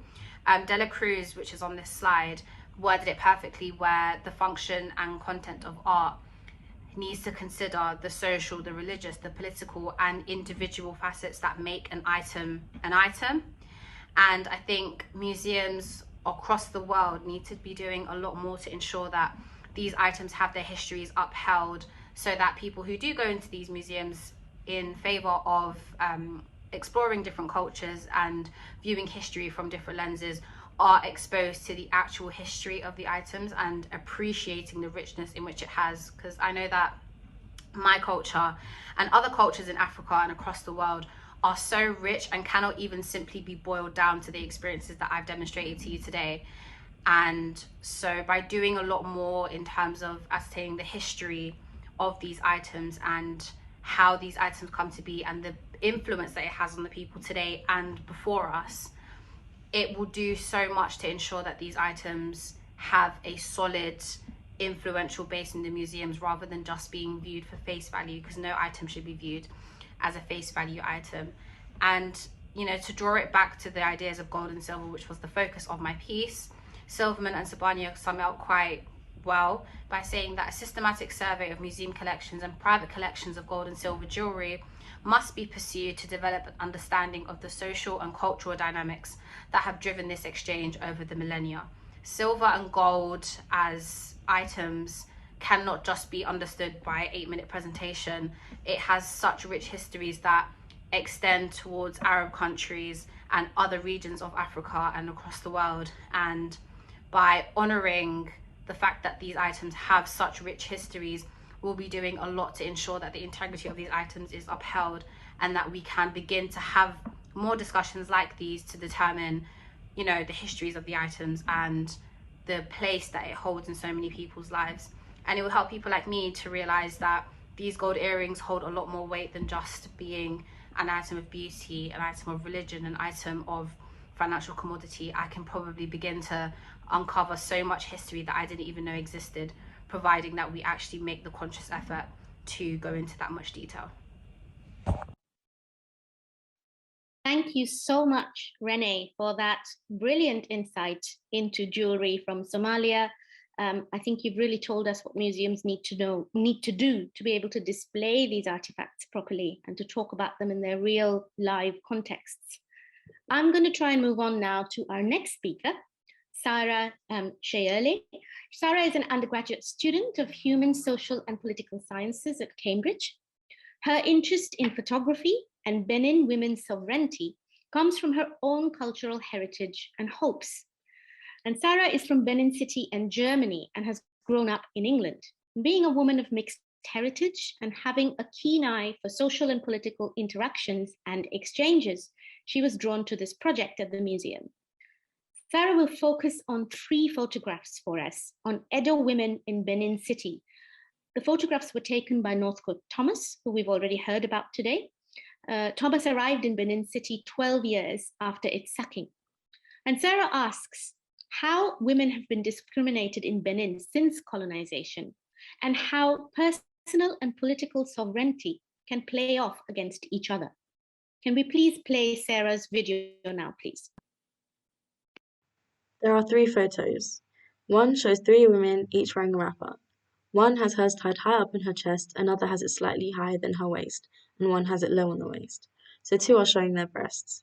The second image shows 1 man and 1 woman sat shoulder to shoulder, both wearing wrappers. The man's is at his waist and his chest is showing, and the woman's is draping downwards between her chest and waist, leaving most of her chest showing. The third image shows 2 women in the road where other people are also walking. Again, one has her wrapper high up on her chest and the other has hers on the waist. These photos were taken by Northcote Thomas, who arrived in Benin City just 12 years after the British forces plundered and set fire to the city. The 1897 so-called punitive expedition destroyed much of Benin's physical and political infrastructure, records of history, and artwork. The damage made to Edo political sovereignty also included damage to women's personal and political sovereignty. Thomas's photos give insight into how repression and discrimination based on gender have ensued in Benin since colonization.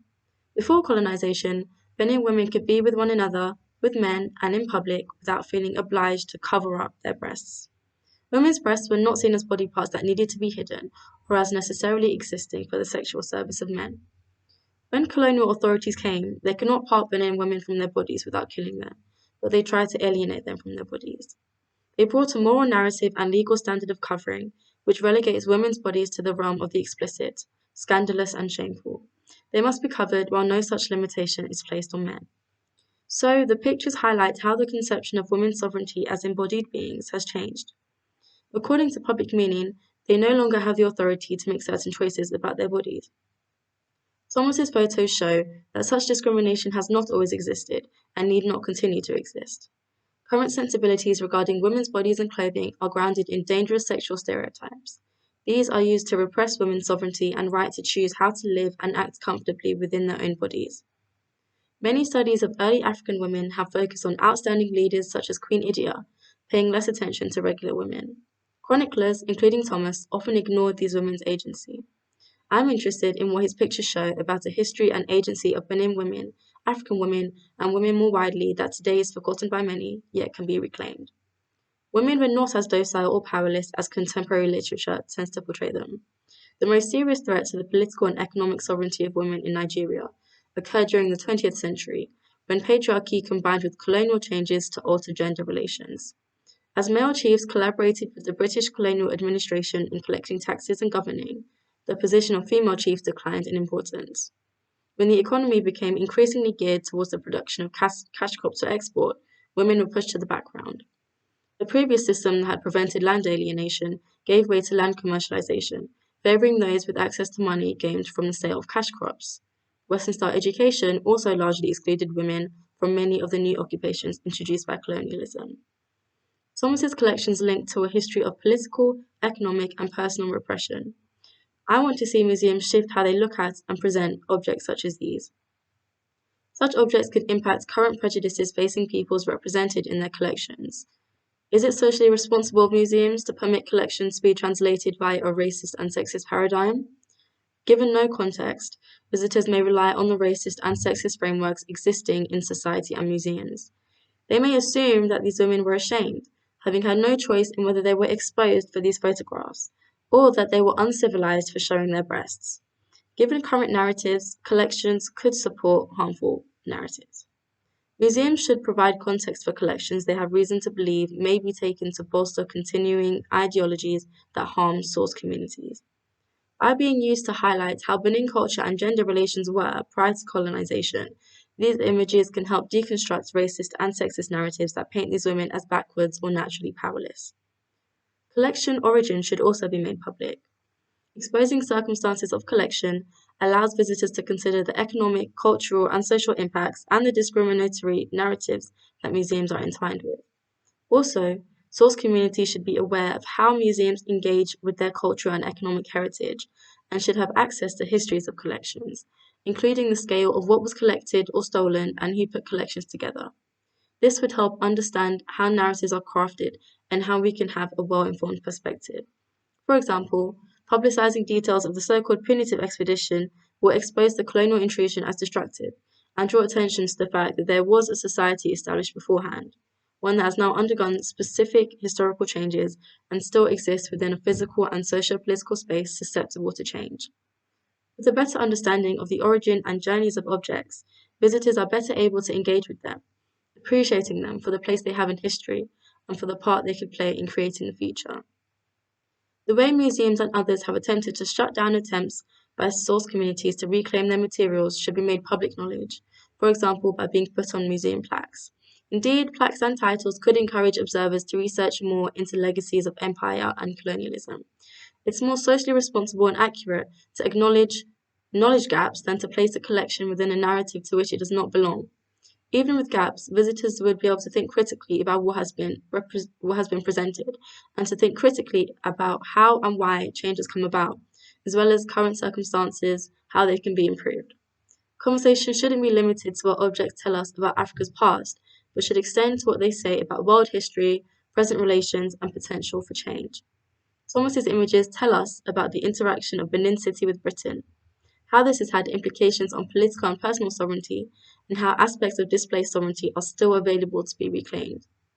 Current clothing discrimination against women leaves many of us uncomfortable and is part of wider schemes which use gender and perceived sexual difference as a basis for repression. We can look to the past for lessons on how gender relations can be less discriminatory. Museums should continue using indigenous language and translations to describe the African objects. Museums should consider how their translations will have meaning for source communities. We should identify where museums' approach to language favours colonialists and obfuscates the nature of their impact. Also, we should incorporate indigenous terms for objects and concepts.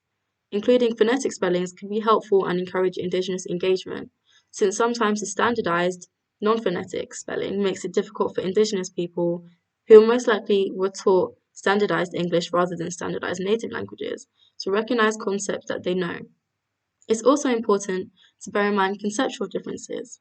For example, when representing Edo objects and concepts, we should avoid surrendering Edo proverbs to a European scheme of thought that does not have an identical counterpart in meaning. In matters of translation and language, the engagement of source communities should be a priority. Being aware of and foregrounding the sacrifices that are made within the translation and representation process, for example, due to power dynamics or due to the effort to make Edo concepts understandable to others, is a valuable mechanism. There should be recognition that this conversation should be taking place in languages other than English. Reflexive participation from source communities is important for avoiding objectification, and this includes rehumanizing language. For example, not using the terms objects or samples or using numbering where better alternatives are available.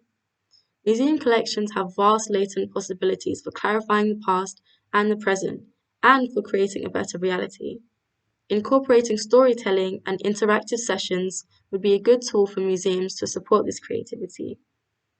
Thomas's photographs demonstrate the personal and political sovereignty that Benin women had prior to colonization. Museums can use such allusions to past sovereignties to dispel harmful myths such as that colonization was helpful to those societies and their women. In clarifying the conditions that people lived within in the past, displaced elements of sovereignty are highlighted and may be reclaimed for the future.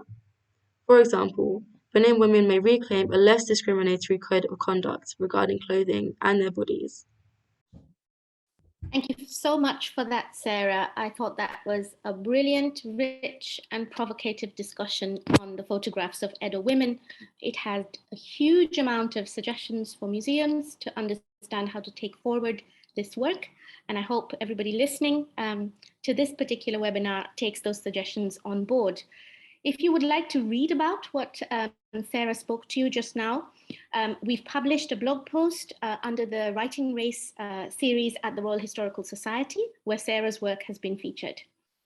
I'd like to now move on to our next student speaker, Zarah Ali. Zarah is a French and Arabic student at Cambridge, and she is interested in cultural anthropology and its processes. And she's really looking to explore and create new narratives informed by her experiences growing up as a Muslim and as a Hausa Nigerian living in Britain. While her project at the museum looks at ethnomusicology, Zarah is also keen to explore the space given to queer and race theory in anthropology. And today, Zarah is going to discuss two Hausa musical instruments for us, the wooden pan flute and the jaw harp. And she's going to explore for us the relationship between ambiguity and sovereignty. Can we please play Zarah's video now? Hi, my name is Zarah Ali. I am a French and Arabic student at the University of Cambridge. I was invited to take part in this project by the Museum of Archaeology and Anthropology, and for this section on restitution and sovereignty, I thought to look at two musical instruments, both collected in the 20th century from northern Nigeria, also known as Hausaland. I chose these two artifacts because I feel that they would be really interesting to look at within dialogues of restitution due to the sort of ambiguity in their identity.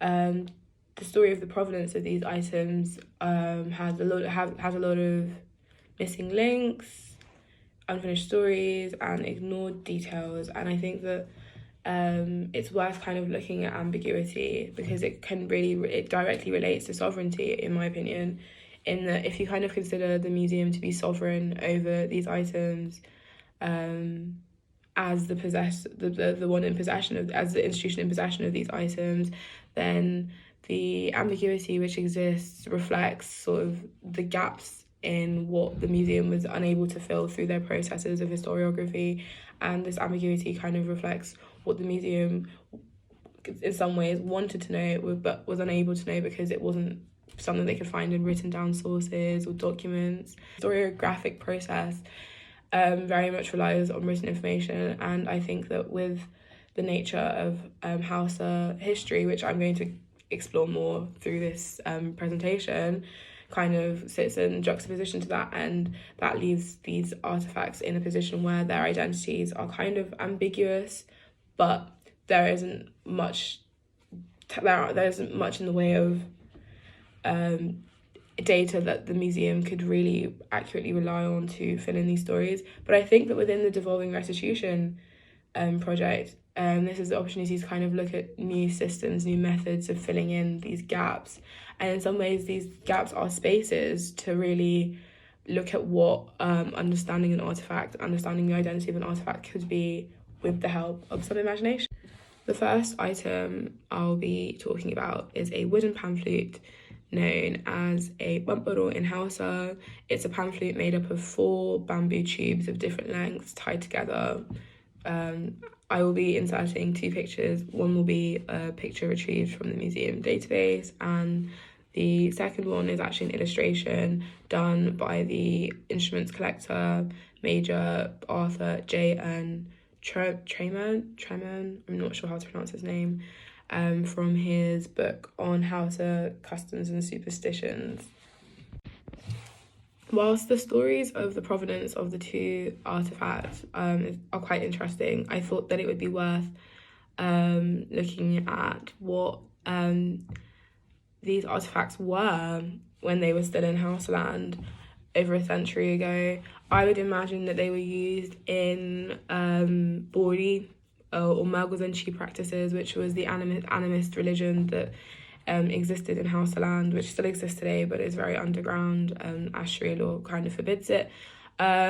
These instruments kind of contributed to these adorcist practices, which adorcism is the appreciation, a religion which appreciates spirits rather than exorcism, which is like, spirits are bad, we need to cast them out.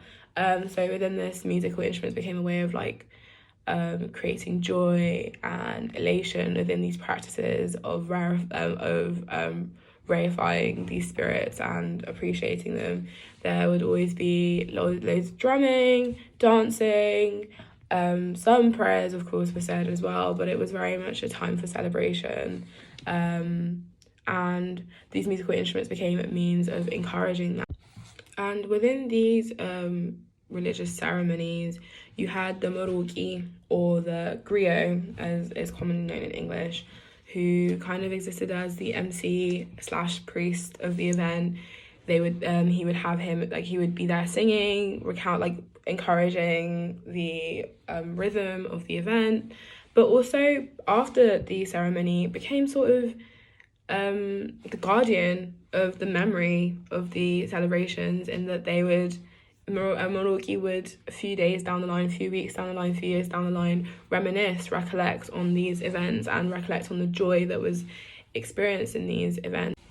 Within discussions of ambiguity, here it's worth looking at memory as a means of kind of explaining the ambiguity. You have memory, which is not entirely reliable. We can't remember everything, and the same can be said for these Moroki. Whilst their profession encourages them to try and remember as much as possible, there is an acceptance that memories can be misremembered and forgotten. And with the ambiguity of these artifacts, and we don't know what to entirely do with them now, I think it's worth remembering that these instruments come from a tradition of accepting that history is not rooted in ownership. History is rooted in what we have up here, I guess. But and instruments are just a means of recalling what's here, but they don't signify the history itself. So whilst we sit here and we think, what do we do with these instruments?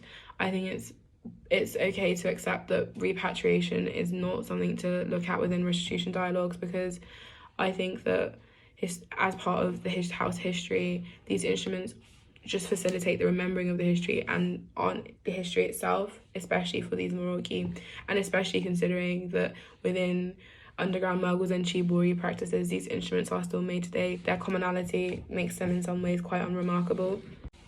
Within discussions of ambiguity, here it's worth looking at memory as a means of kind of explaining the ambiguity. You have memory, which is not entirely reliable. We can't remember everything, and the same can be said for these Moroki. Whilst their profession encourages them to try and remember as much as possible, there is an acceptance that memories can be misremembered and forgotten.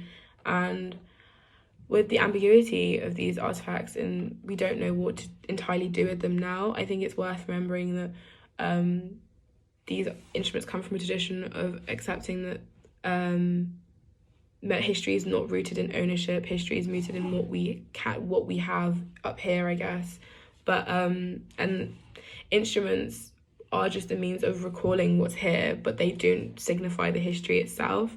So whilst we sit here and we think, what do we do with these instruments? I think it's okay to accept that repatriation is not something to look at within restitution dialogues, because I think that as part of the house history, these instruments just facilitate the remembering of the history and on the history itself, especially for these Moroki, and especially considering that within underground Muggles and Chibori practices, these instruments are still made today. Their commonality makes them in some ways quite unremarkable. I think that within conversations on restitution, there is always the sovereignty that exists for the museum is slightly uncomfortable, because it's a reminder of the fact that these collections were born out of colonial exploits to some extent. And whilst it might be nice to kind of relinquish some of the sovereignty through discussions on repatriation and reparation, I think there's also value in sitting with that uncomfortability and having of the sovereignty, and having the sovereignty as a reminder of the fact that this museum is linked to this history of colonialism and will always be linked to this history of colonialism. No matter how uncomfortable we acknowledge our sovereignty to be, it's still going to be there. And I think it's better to just accept that. And I think it will allow us to be more conscious in our conversations, having that uncomfortable sovereignty there. Thank you so much for listening to my presentation. I hope that this exploration into these two artifacts was interesting, and I really appreciate you taking the time to listen to me today. Thank you so much for that, Zarah. I was fascinated by that presentation. I think, you really raised some very, very pertinent points. You talked about where does history really lie? Does it lie with the wooden pan flute? Does it lie with the johab? Or does it lie, as you say, up here? Is history something, is knowledge something we carry with us as cultural practice? And is that what's really missing from the displays of these objects in museum spaces? So I'm going to move on now to our final student speaker for this session, Stanley Onyemechalu, who is a Gates Cambridge scholar. And Stanley is studying for his PhD in archaeology at King's College at Cambridge. His research uses the Biafra War and the cultural heritage of the Igbo people to explore the complex relationship between heritage and the legacies of violent conflict. Stanley is the current books reviews editor for the Archaeological Review at Cambridge, and he holds a lectureship in archaeology and heritage studies with the University of Nigeria. Today, Stanley is going to be focusing on the Ikenga figures of Igbo Nigeria for us, and he's going to be exploring what sovereignty means with regards to these figures. If sovereignty itself signifies a process of becoming, institutional sovereignty then decides who can become and who can't. So to explore more of this, can we please play Stanley's video now? Hello, everyone. Today, I'll be discussing the Ikenga of Igbo Nigeria, Nkali, and the Kolo mentality of colonial anthropologists. In many Western museums, the lack of context or provenance for many cultural belongings remains a challenge. This is especially true for African objects and for many objects collected during the colonial times from other places as well. These two quotes by Nana Anyim and Dan Hicks help emphasize this point. Hence, it is not worth repeating that a museum should be decolonized, but how should it do this? In recent times, the issue of decolonization within the heritage museum space has taken on different forms, including activism, changes in curricula, seminars and workshops such as this. So I was delighted to be invited to be a part of this workshop by the MAA. But first, I would like to briefly unpack the objective of sovereignty theme for this workshop and set the conceptual foundation for the reflections that would run through this presentation. The objective of sovereignty theme for this project is very instructive. Whereas individual sovereignty denotes the power to live, to aspire, and to become, institutionalized sovereignty is the power to decide who can become and who cannot. Hence, objects, preferably belongings of sovereignty, simply refer to those cultural belongings of communities that hold limitless cultural, cosmological, existential, and territorial significance that they cannot be sold, gifted, nor parted with. Being from Igboland in southeastern Nigeria, I chose to reflect on the Ikenga figures in the MAA. In Igbo cosmology, the Ikenga represents both individual and institutionalized sovereignty. A compound of two Igbo words, Ike, meaning power, and Nga, meaning poise, the Ikenga is generally thought of as a symbol of adventurism, stubborn courage, entrepreneurship, and resilience. The Ikenga is a repository of spiritual and cultural meaning for the Igbo. It connects the holder to their ancestors and creator.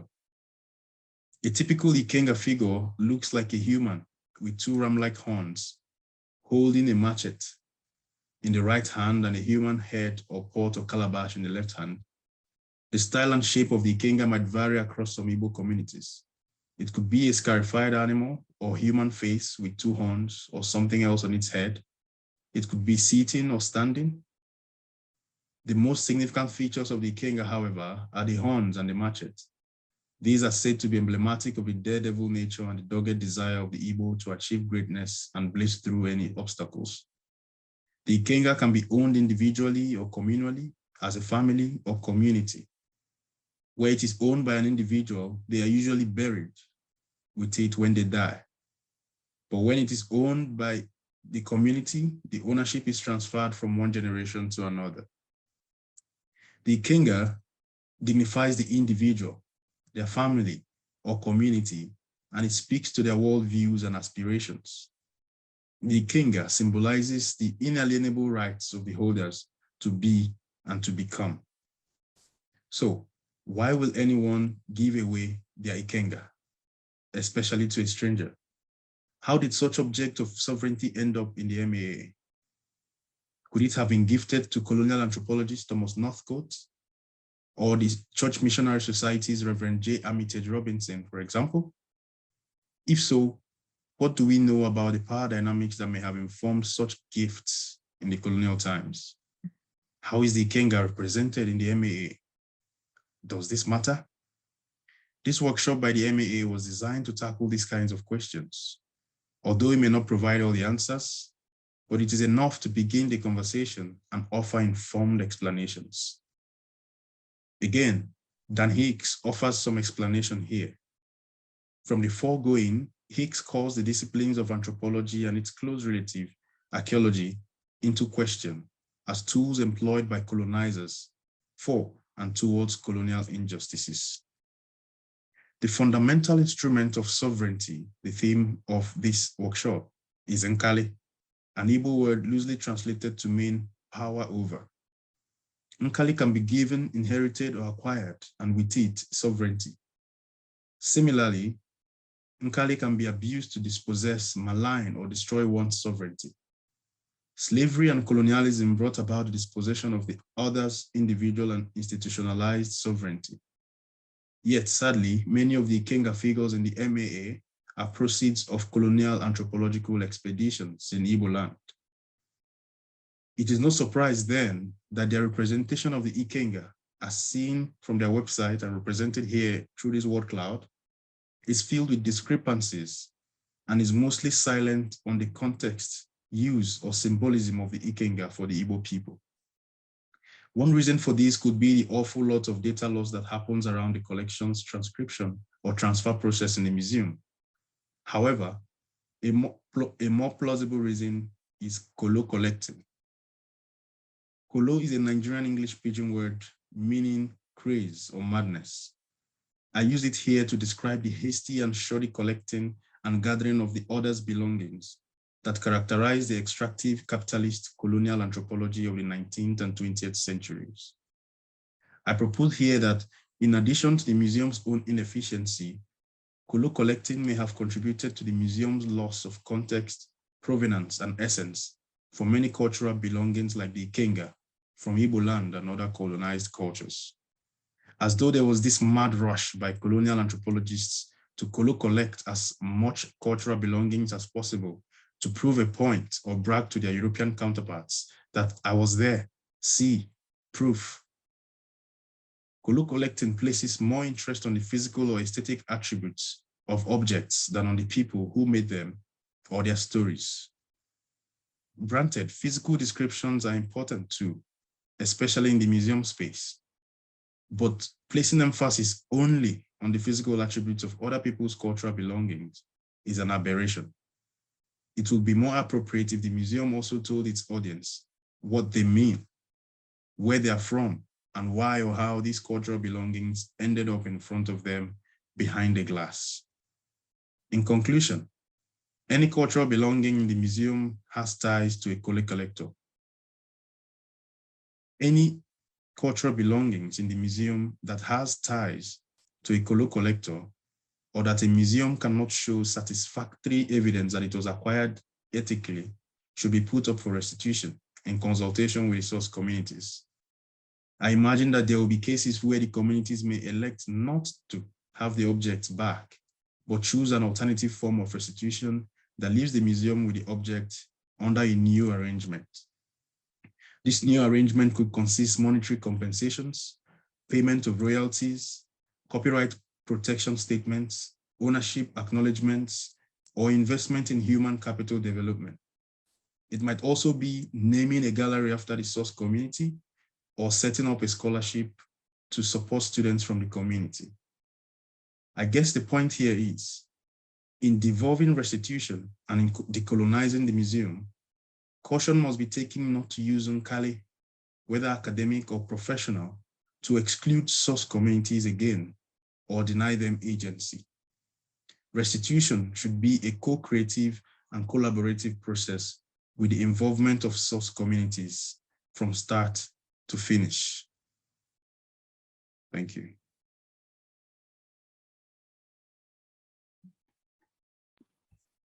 Thank you so much for that, Stanley. And I think I should also mention here that Stanley's work has been featured on the RHS's Writing Race blog series. It was published on Monday, and I think the link is in the chat already for you. Both he and Zarah have contributed to this blog post. So I'm going to conclude by putting together a few remarks that link these wonderful student presentations together. I hope you all agree with me that they were truly fascinating insights. Please let us know what you think in using the chat function on Zoom. I was particularly struck at how well the videos spoke to one another and how much we don't know about these objects. This is a point that has come up before in today's webinar. So let's start with Amel's work. Amel talks about the history of this cloak, and she also mentions how this history of the cloak has 70 years of unaccounted for and even makes its way to India, but we don't know how. And she raises the really important point, I think, about the significance of oral history here. And the fact that we really need to understand that this cloak is not simply an object of beauty, but an object of contestation, an object of struggle within the theme of sovereignty. Let's move on to Renae. So Renae's work really focused on the sheer richness of history that we're missing out on if we don't place enough value on the cultural significance of objects. And I really loved how well she knit her own personal history of her grandmother's gift of earrings to the gold earrings she chose to analyze. Sarah's work, I thought, turned the focus really to reclaiming the agency of women through colonial photographs, particularly insightful observations here. And what's really stayed with me from Sarah's presentation was the pertinent questions she raised. Are museums being socially conscious when they display such colonial photographs without any context? How can we encourage the potential for change? I also really enjoyed her reflections on language and the problem of translation here. How can indigenous source communities engage conceptually with objects in museums? In Zarah's presentation, I really enjoyed her demonstrating for us through the Hausa musical instruments how history is not rooted in ownership, but in internal knowledge and practices, which, as she rightly says, we carry with us.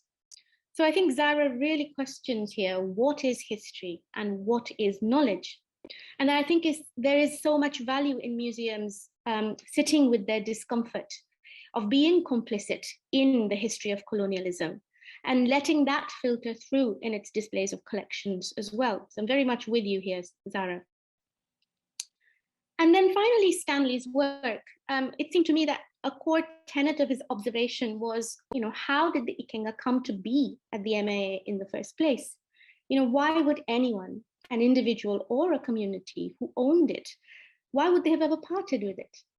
And Stanley was very clear in his viewpoint that any object that has not been acquired ethically should be put up for restitution. But this should be done in consultation with source communities, and that we should not again be denying source communities agency within the restitution process.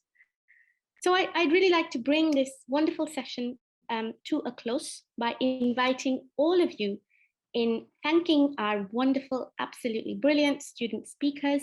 So let's have, if we can, a round of applause for them. And then I'd like to hand back to Benjamina. Thank you.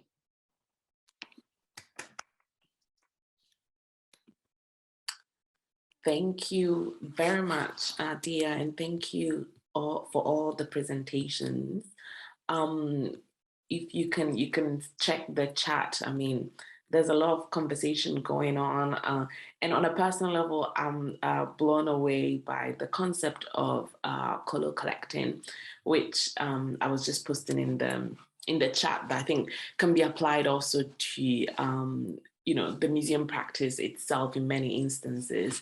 And, you know, some of the issues that I think, for example, Zoe and Marianne brought up in their presentation, the sort of discrepancies between, you know, archival data and sort of database information. So I'm really, really grateful for all the insight that we have received through these presentations. I would, if you are on the internet, in the interwebs, I would encourage you to share any additional thoughts you have on Twitter with us. You can do so with the hashtag DevRest, and I'm going to put that in the chat so that you see that. So you can use the hashtag DevRest to share your thoughts.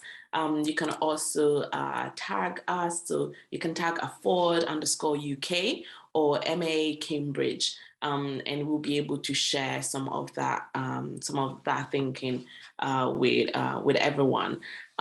So now it's time for us to break for lunch, and we should come back at 1:20 to continue with our third session today, which will speak on the theme of repositioning the Ugandan Museum, and it's a conversation between Nelson Abiti of the National Museum Uganda and Mark Elliott.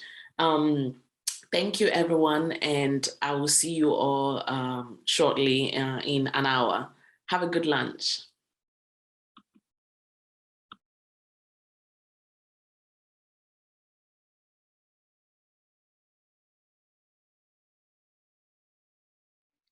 Right. Hello, everyone, and welcome back to the fourth webinar in the Devolving Restitution series. I hope everyone had a lovely break and you're all excited for the afternoon session. My name is Megan Mills-Emerser, and I'm a research assistant at the Contested African Heritage Project here at the Museum of Archaeology and Anthropology. I will be chairing this afternoon session, but just before we dive in, I'd quickly like to go over any housekeeping again. So as a brief reminder, today we are engaging in rich discussions on the theme of objects of sovereignty for this webinar. Both the chat and Q&A boxes are enabled and will be checked regularly. We want to encourage everyone to send in your questions, thoughts, and responses through the chat box. After the event, we will try and pull together and respond to the best of our ability.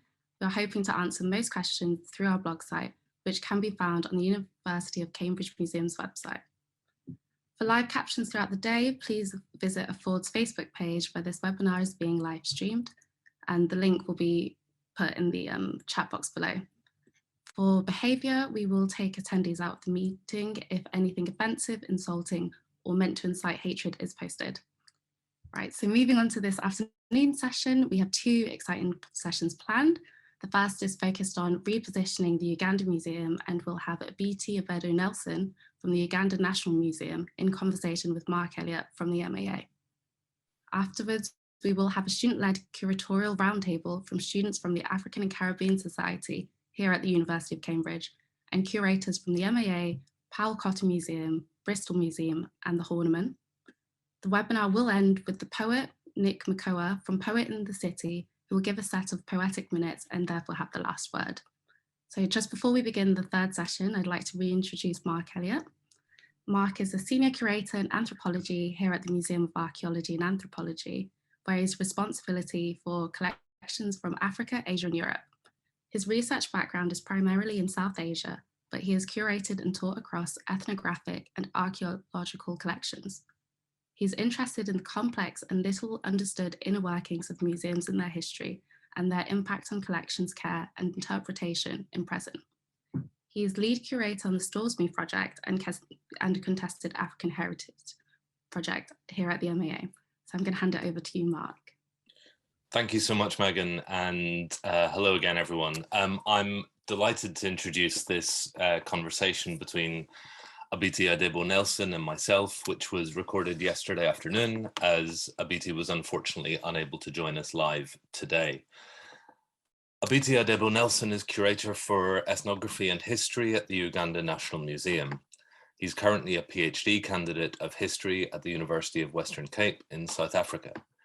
Abiti has co-curated exhibitions on Road to Reconciliation, the Milk exhibition project in Uganda and Switzerland, and the recent Unseen Archive of Idi Amin that opened at the Uganda Museum on the 18th of May 2019.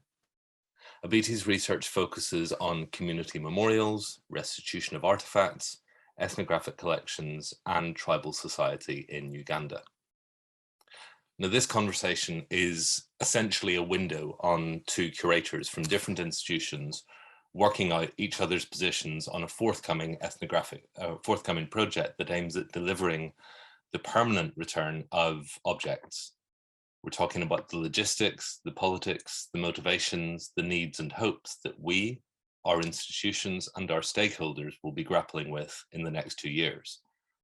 And I hope it's at least ethnographically interesting, but I also hope it addresses some of the issues that others have really eloquently and profoundly raised today. Abiti, I'm really grateful to you for taking part in today's webinar, and so thank you so much for joining us.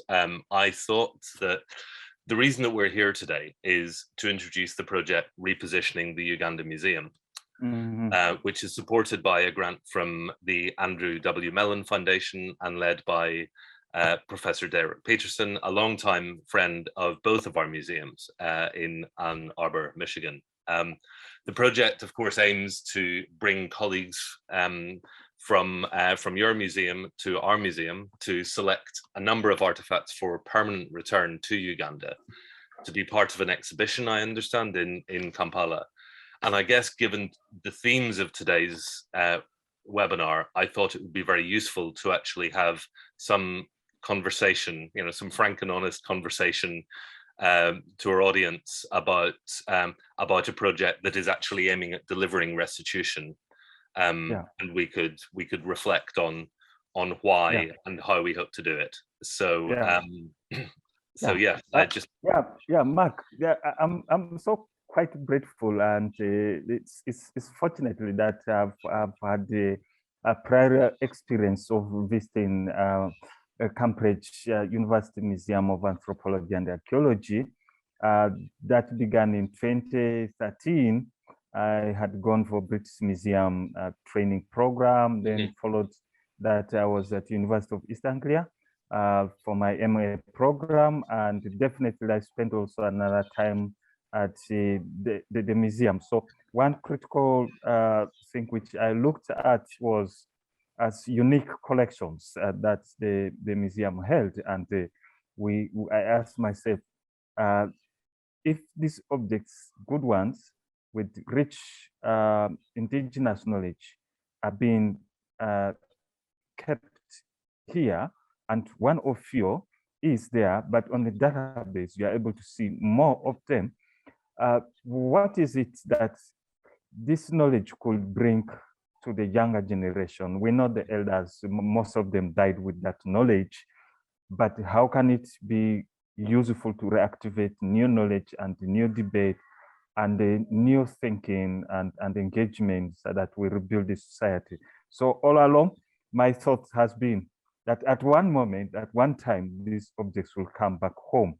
But the home is definitely has to pass through the museum and then to reach to the communities. So one of my questions, practical point of view, these debates have been for long, since 1961. What has been the thoughts of the museum and the university about Uganda with those objects? Were they willing to return them, or they are just going to begin? And what are the practical steps that you will assure us that if we come to you, you'll be able to give some of the objects we want, that we want the communities to access? Sure.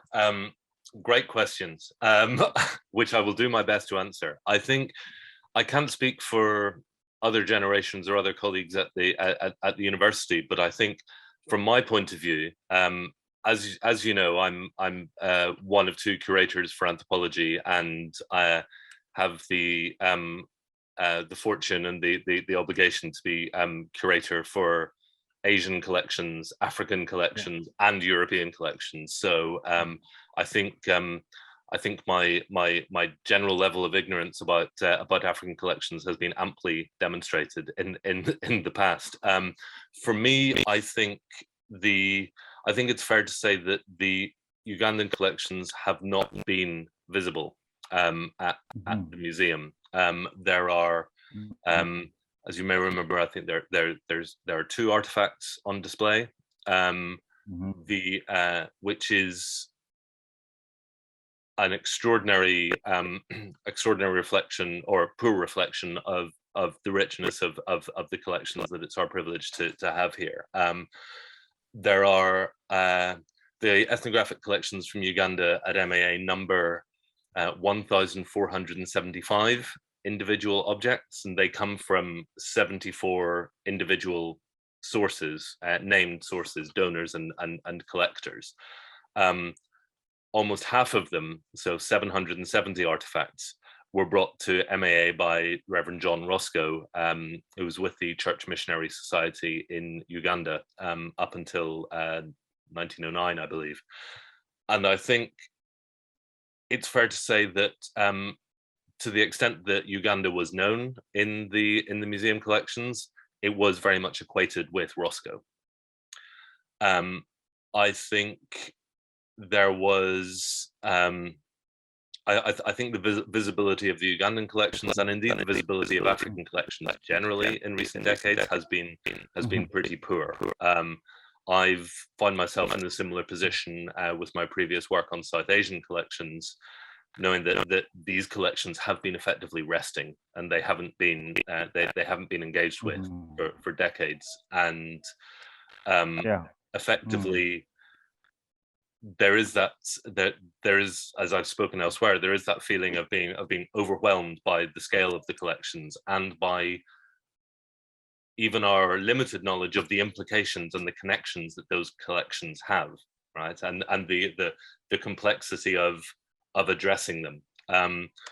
And so I think for me, an opportunity like this is perhaps not as long anticipated as it has been for you, but for me, it is a huge opportunity for us to have conversations about these collections, to not only focus on objects that will return, but also what happens to objects that don't return now, in the short term and in the long term. And I think so. I feel it's a radical change for us that I'm very excited about. I think you mentioned the repatriation of the relics of Chibuka in that were made in 1960. Yes, Chibuka, 1961. Thank you. Yes, and I think from a little bit of digging in the archives, I think it's fair to say that the curator at the time, the director at the time, was somewhat reluctant that this process was happening, and it was very much top down from the university and pressure from the Ugandan government, the newly independent Ugandan government, to make this happen. I think if anything has changed over the 60 years since then, I think that has certainly changed. That the enthusiasm for change, the recognition of the need for change, and the hunger for something to happen is really felt within the museum now. Yeah, so I think that is practical. I'm grateful that you managed to identify particular objects that are equivalent to 1,000 that belongs to Uganda, and they span for a long period of time, almost 100 years, which is also a centenary celebratory to Ugandans on this possibility. But the key question will be if we have a chance to see some of the objects, and or maybe try to get some information, some images. How possible and how long will it take me if I'm to be there? How practical? I know sometimes we say we want to bring objects, and then there's a lot to be done. Yes. And is it possible for me just to go within a week and I'm able to say, this is the object, I know it can come, this is the one that can come, this is the one that can come? Is it possible, or is just on theory that we will know that we have one day? I will not have chance to see all these objects.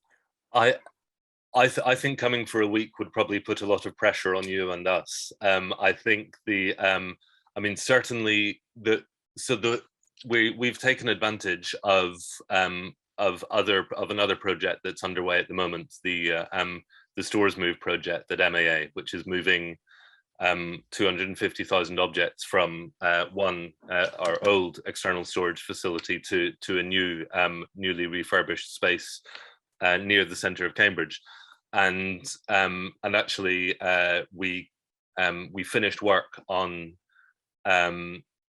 unpacking, photographing, updating the documentation, and repacking and then transporting all of the Uganda collections in January. So I'm delighted to say that from my point of view, again, for the first time, I have an overview of those particular collections in my care. It also means that those images are accessible on our, the images in the full catalogue records are accessible on our online database. I would hope that a first step in any selection that you would make would be for us to be able to share, high resolution images and all of the documentation that we have, and to send that to you before you come, because as I'm sure you're all too aware, sifting through 1,400 objects, or indeed only 770 objects if we confine ourselves to Roscoe, would be a big ask within a week. So yes, I think to be able to take advantage of the work that our team has done now, I would say 6 months ago we'd have been really, really scared and anxious about whether this was even feasible. I think being able to have moved the collections already, so they are they're in one place. They're hopefully in the place that you will be coming to, and so they'll be physically accessible then. But I think obviously some sort of pre-selection would be necessary. I think it's fair to say that when you get here, if there's things that we haven't thought about before and that we want to take a look at, that's absolutely no problem. But obviously to sort of have a refined selection to begin with would be great. I'm not sure. Is it possible for you to say at this early stage what kind of things you might be interested in? Or I at one moment I was trying to look at online database. At some point I was able to access, but certain point I can't access. I don't know which link will. Sometimes maybe I get confused on the right link. Okay. To get. Sometimes when I go through public web page, accessing the link becomes difficult. But definitely I'm not a decision maker. Sure. Of the museum. Definitely what we do is to get a session with fellow Ugandans, not only the museum staff and also some key stakeholders whom we work with. They have a look at it, and maybe they can easily identify this particular object is together with that, which might be separated when they are that side, or they were collected by different people. And if we can't get one object when the other one is left behind. So those are some of the technicalities that we might be able to encounter. So there's a real need for us to begin to have time to look through this. And of course, definitely we did not plan for the timing, but if the link is able and I get time with colleagues, we can easily look through and get to see this object was used for this, it has to be together with this, and it is in this place. You know, what we know, objects were not typified or separated. You will find a drum staying together with the pot or something, but when they reach to museums, pots are separated. Definitely, this is conservation aspect, you can't deny it. And so, but now when we think about returning, which objects to come and which ones to select, definitely the decisions is not going to be the curators. It needs to involve the custodians. Absolutely. I think that is key. The access of the images to which it allows us to share where those objects are coming from before we go, that will give us a better position to see which objects. Of course, now I'm raising this. Now, once through this Melon grant, we manage to get out of 1,000 or 100 or 200, what will happen to the next? Are we going to come back to bring the rest, or we will leave the rest there? So this is something which sure. I don't know what you will say. Maybe we will say the cost that a Melon Foundation can manage is this. That leads us to say, beyond Melon Grant project, what will be the future relationship between Ugandan Museum and Cambridge University? I think that's something which maybe you may not be able to speak you will focus along this project, but this is one of the key projects issues that we will need to hear strongly from the museum, management, and the university. That means a future relationship, future imagination of the museum and the society to which we are kind of entrusted us. Not, it is not us making decisions, but it is the public who entrust us to work with them to see what they want to see. So I think that is what we want the university to understand in this project, and the real to make us the voice of the community to be heard at the university in this moment as we do the collection, and which means even when these collections come to the museum, we will want to amplify the voice, and the universities will be able to see and hear what voices continues to come from the community. Yeah, I don't know. Yeah, that's. I think I certainly hope, and I know it's the hope of the project, I think it's fair to say it's the hope of the museum as well, that this is not the end of something, this is the beginning of something. Hopefully, and that I think if the project is conceived in some senses as a pilot, albeit 60 years after the first pilot, I think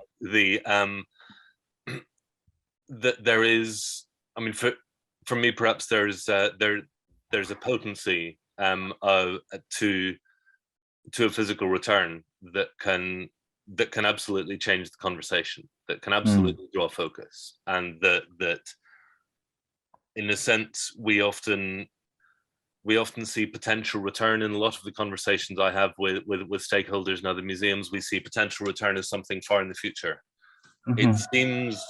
It seems on one level the wrong way round to be talking about restitution at the outset of a project, but I think that's just our discomfort and our standard ways of looking at it. I think to begin with the question of return, and then actively be working towards what happens next, I think is hugely exciting for us, and it does require a commitment from the museum, from the university, to take this forward. I think I would be keen, as you are, to see this emerge from community members and stakeholders in Uganda as well. In terms of being able to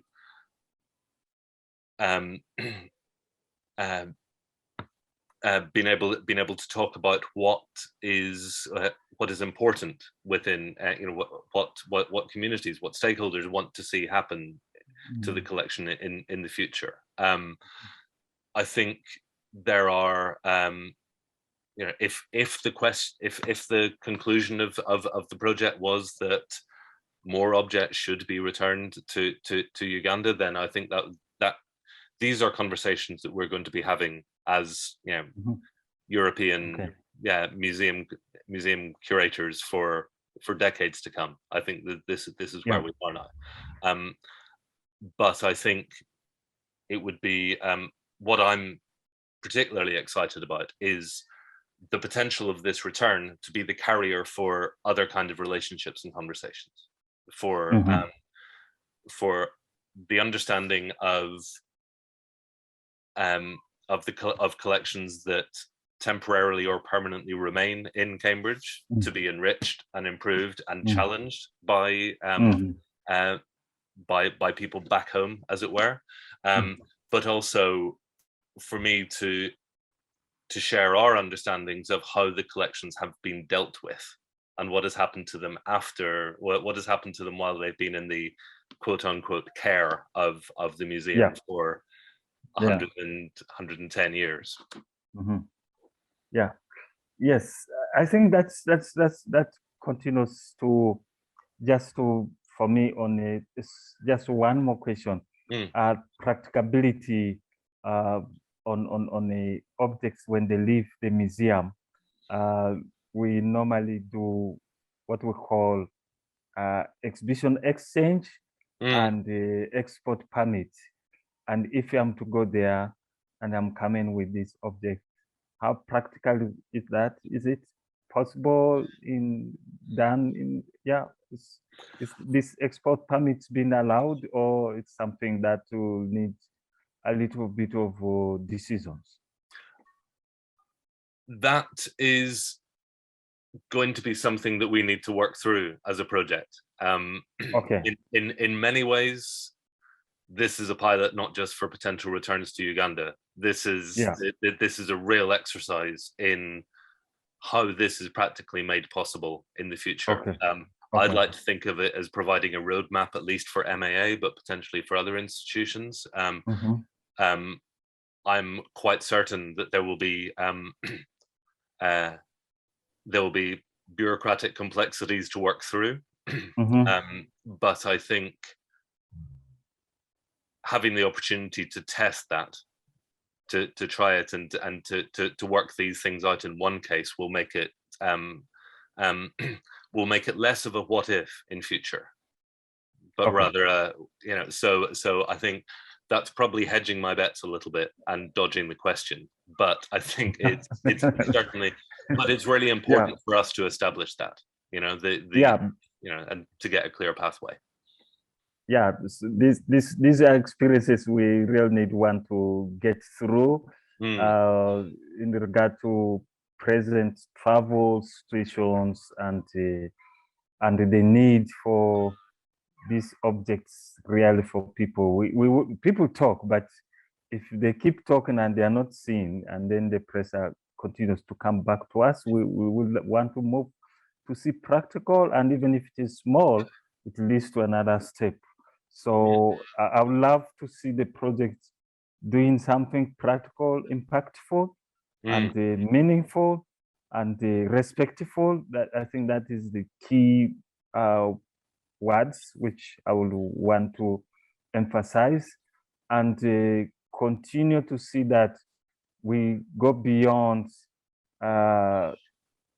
what we have and have to involve our communities. Is the key. I know when it comes back, also we have the bureaucracies of government, but really I will want to see that we start. So my first issue will be looking forward to see the access to the online images, and see that we will have another conversation possible with colleagues who will be able to see that they have seen this object, it is for this purpose, and they will want to see this, or this one can remain. So I think that one will be very good conversation for us. Why they choose the other one to remain, why they choose this one to come.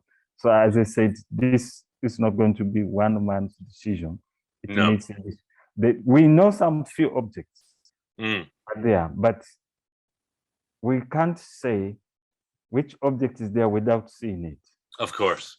Yeah, I think that's the key aspect for us. And I mean, I think the fact that this is none of our decision, that that we work in museums. We don't have interpretive or any other ownership of these artifacts. That we can only work to facilitate these decisions being made. I think is critical and must be established by this kind of project. I think when you're able to come to Cambridge, I certainly see that as a midpoint in conversations.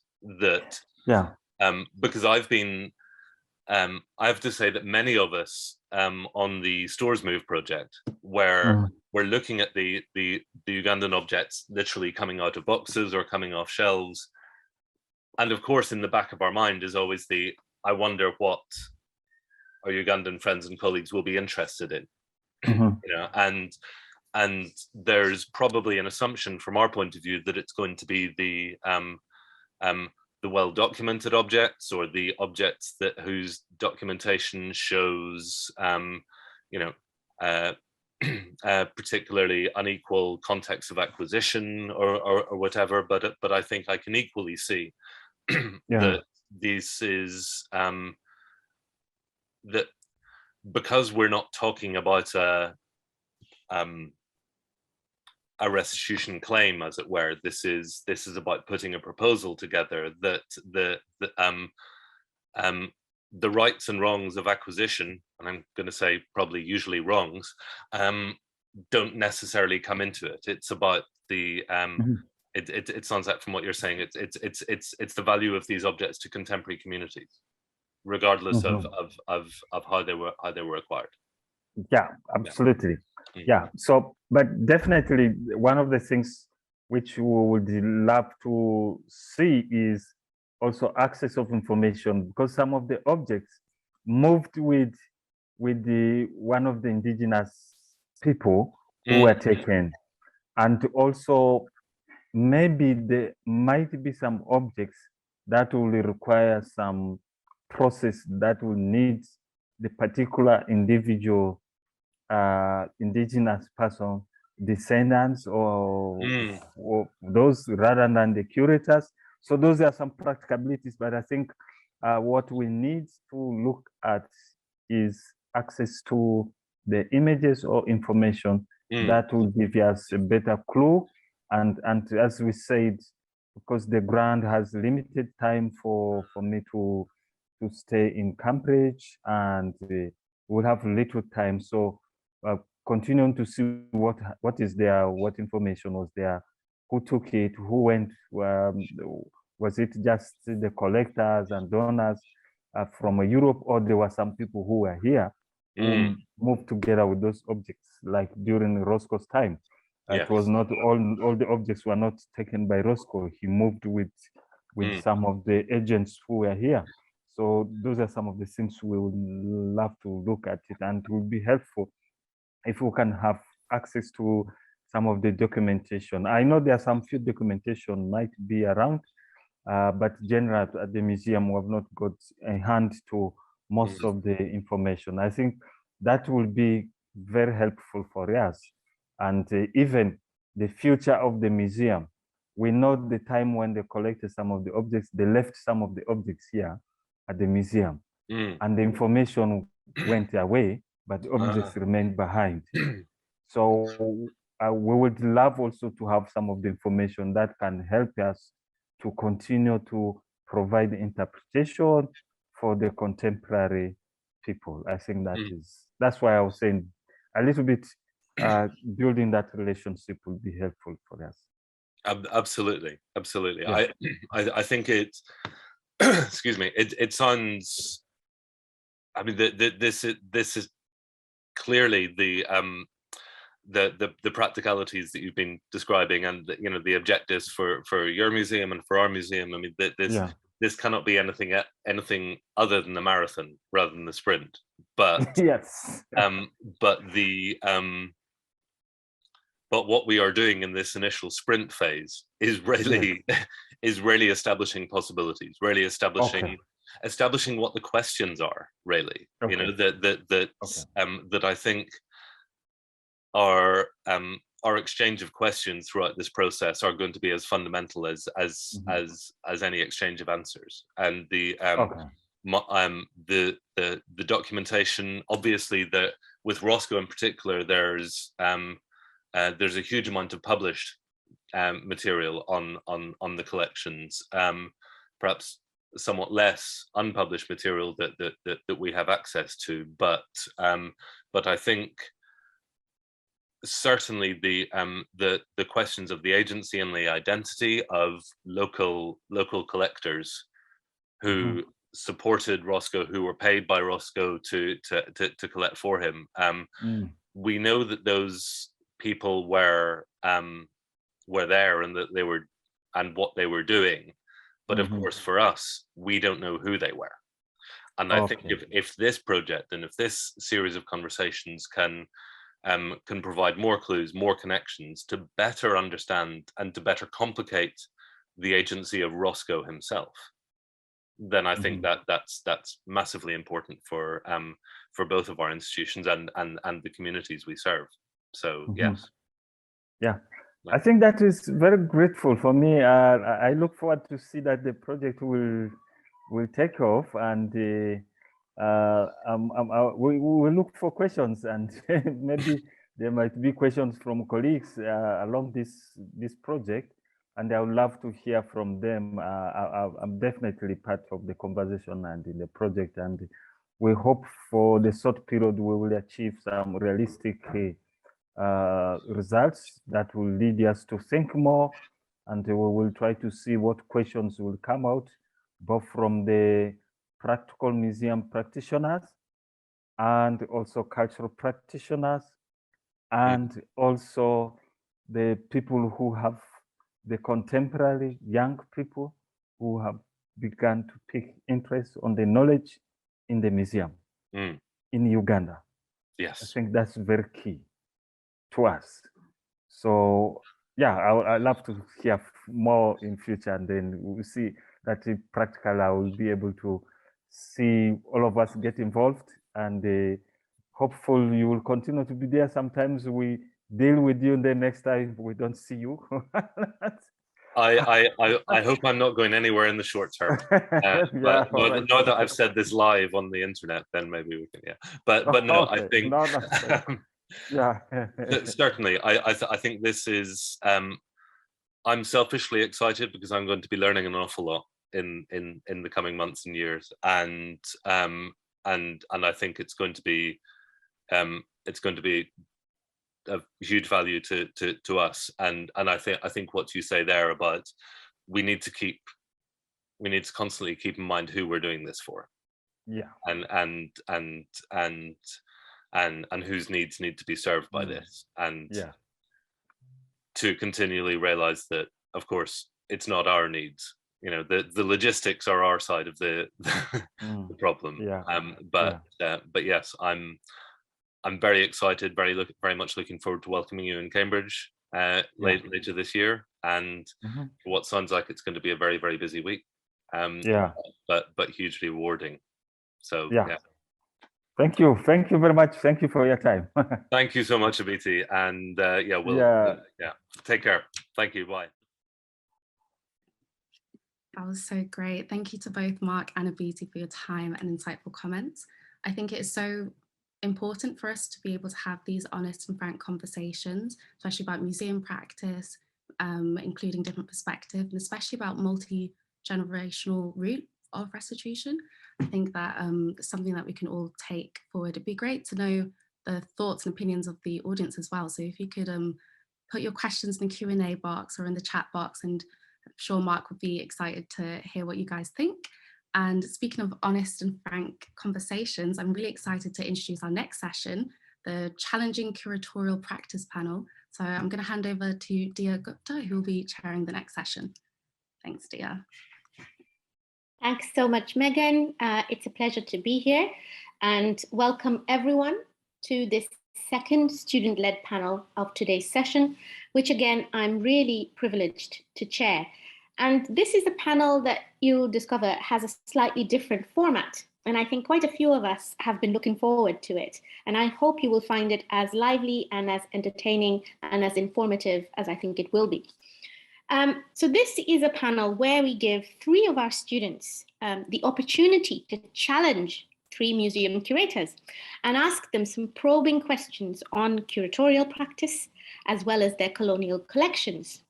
So I'm just going to request our students, the 3 students, Renae Dale, Zarah Ali, and Stanley Onyemechalu, to please unmute yourselves and make your cameras visible. Thank you for being here.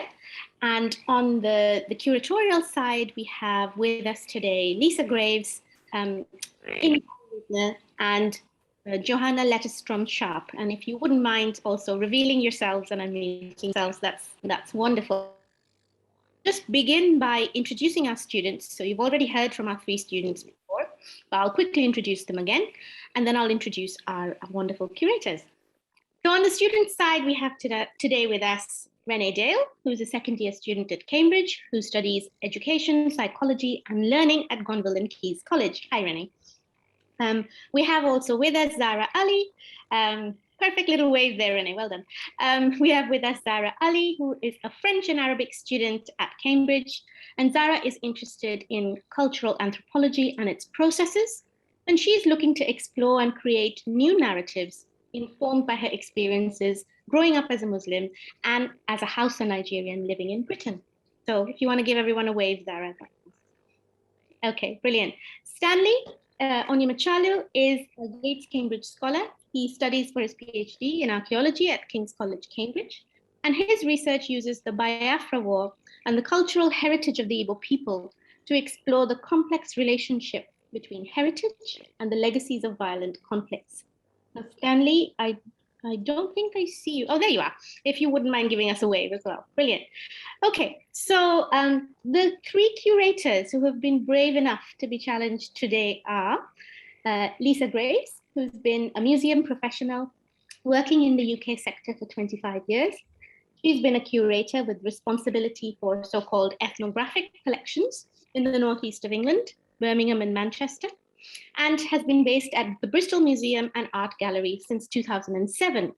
And there, Lisa worked on several repatriation projects. That sounds really fascinating, and was project manager for the recent Colston statue display, and currently has curatorial responsibility for the British Empire and Commonwealth Objects Collection. And Lisa also is also a long-standing committee member of the Museum Ethnographers Group. So very warm welcome to you, Lisa. Inbal Livne is the head of collections and curator of anthropology at Cotton Museum. She is currently working on a redevelopment of the museum's interpretation as part of the museum's Reimagining the Museum project. Sounds fascinating. Her research focuses on people-centered interpretation. We've been hearing a lot about that from our earlier student panel, that decenters the historic, colonial, white, male European voice. So a very warm welcome to Inbal as well. So coming to our third curator, that's Johanna Lettestrom-Sharp, who is the Senior Curator of Anthropology at the Horniman Museum and Gardens and lecturer in anthropology at Goldsmiths, University of London. And the current focus of her museum practice is opening up museum collections to community-led research and projects. And Johanna's own research focuses on mid-century colonial collections and archives from the African continent, as well as the colonial history of milk. Okay, a very warm welcome to Johanna as well. Thank you so much for being here. So why don't I just explain a little bit about the structure of this panel, and then we can launch right into it. Does that sound good? So we've got a series of 3 questions. So I'll call upon each student to ask each of the 3 curators the same question. So all of the 3 curators will have a chance to respond. Then we'll do the same with the second student and the same with the third student. And then we just open up in the time that's left for a free-for-all discussion. And using my chair's privilege, I might sneak in a question or 2 as well. All right, so if I could call upon Renae, please, to start off with our first question, which goes to all 3 curators. Renae, we can't hear you very well. Can you just check your sound?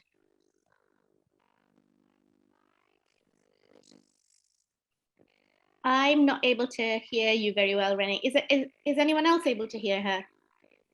No, okay. Yeah, why don't you just have another go? Is this better? That's perfect. Thank you. Yes. Got it. Okay, cool. Sorry about that. So the first question is, how did you become a museum curator? And as a branch off, how did the objects you currently look after end up in the museum in the first place? Who'd like to take this question first? Should I call upon?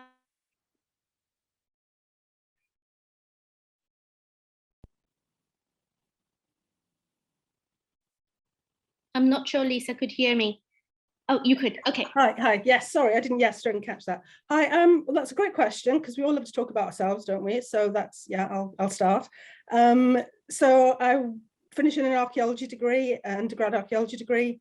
Didn't know quite what to do. Had a great tutor who suggested I might look at the heritage industry profession.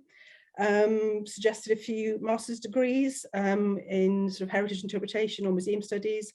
And luckily at that time, sort of all those years ago, grants were freely available, tuition fees were non-existent. So it wasn't a difficult process for me to think about doing a master's course. So I did a master's in Newcastle. I had to volunteer for about a year to get onto that course. And again, that period of time, I could volunteer lots of different museums. I could get cash in hand jobs. I could even sign on with unemployment benefit. So all these things were different in when I was starting out, which allowed me to get a lot of wide experience in different types of museums before I went into the kind of the theory side of things. And then I came out the other side and got some short-term contracts, temporary contracts, periods of unemployment, till I got my first big break, working with ethnographic collections in the northeast of England. And I just jumped from job to job from there, really. So that's my history.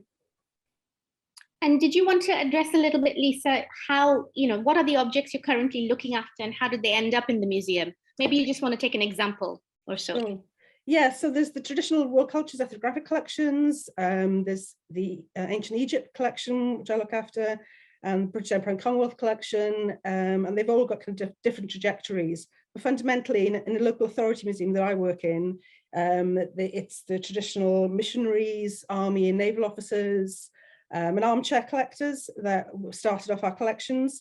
Moving into kind of more of the 20th century, there were travelers, NGOs, souvenir collectors, tourists generally, and the Ancient Egypt collection came through the sponsorship of the Egypt Exploration Society, which a lot of museums across the UK paid money to, and collections from the then British Protectorate of Egypt were taken out of the country and dispersed around the museums that sponsored those excavations. So yeah, quite a normal route, if you want to call it that. But yeah, very, hides a lot of histories which we're yet to uncover. Thanks so much for that, Lisa. Can I call upon Inbal to address that question, please? Hi, yes, thank you. My start out was not dissimilar to Lisa's, actually. I started out in archaeology, didn't really know what I wanted to do, but realised very quickly I didn't like being outside in the rain, and started to look at other sort of ways into heritage.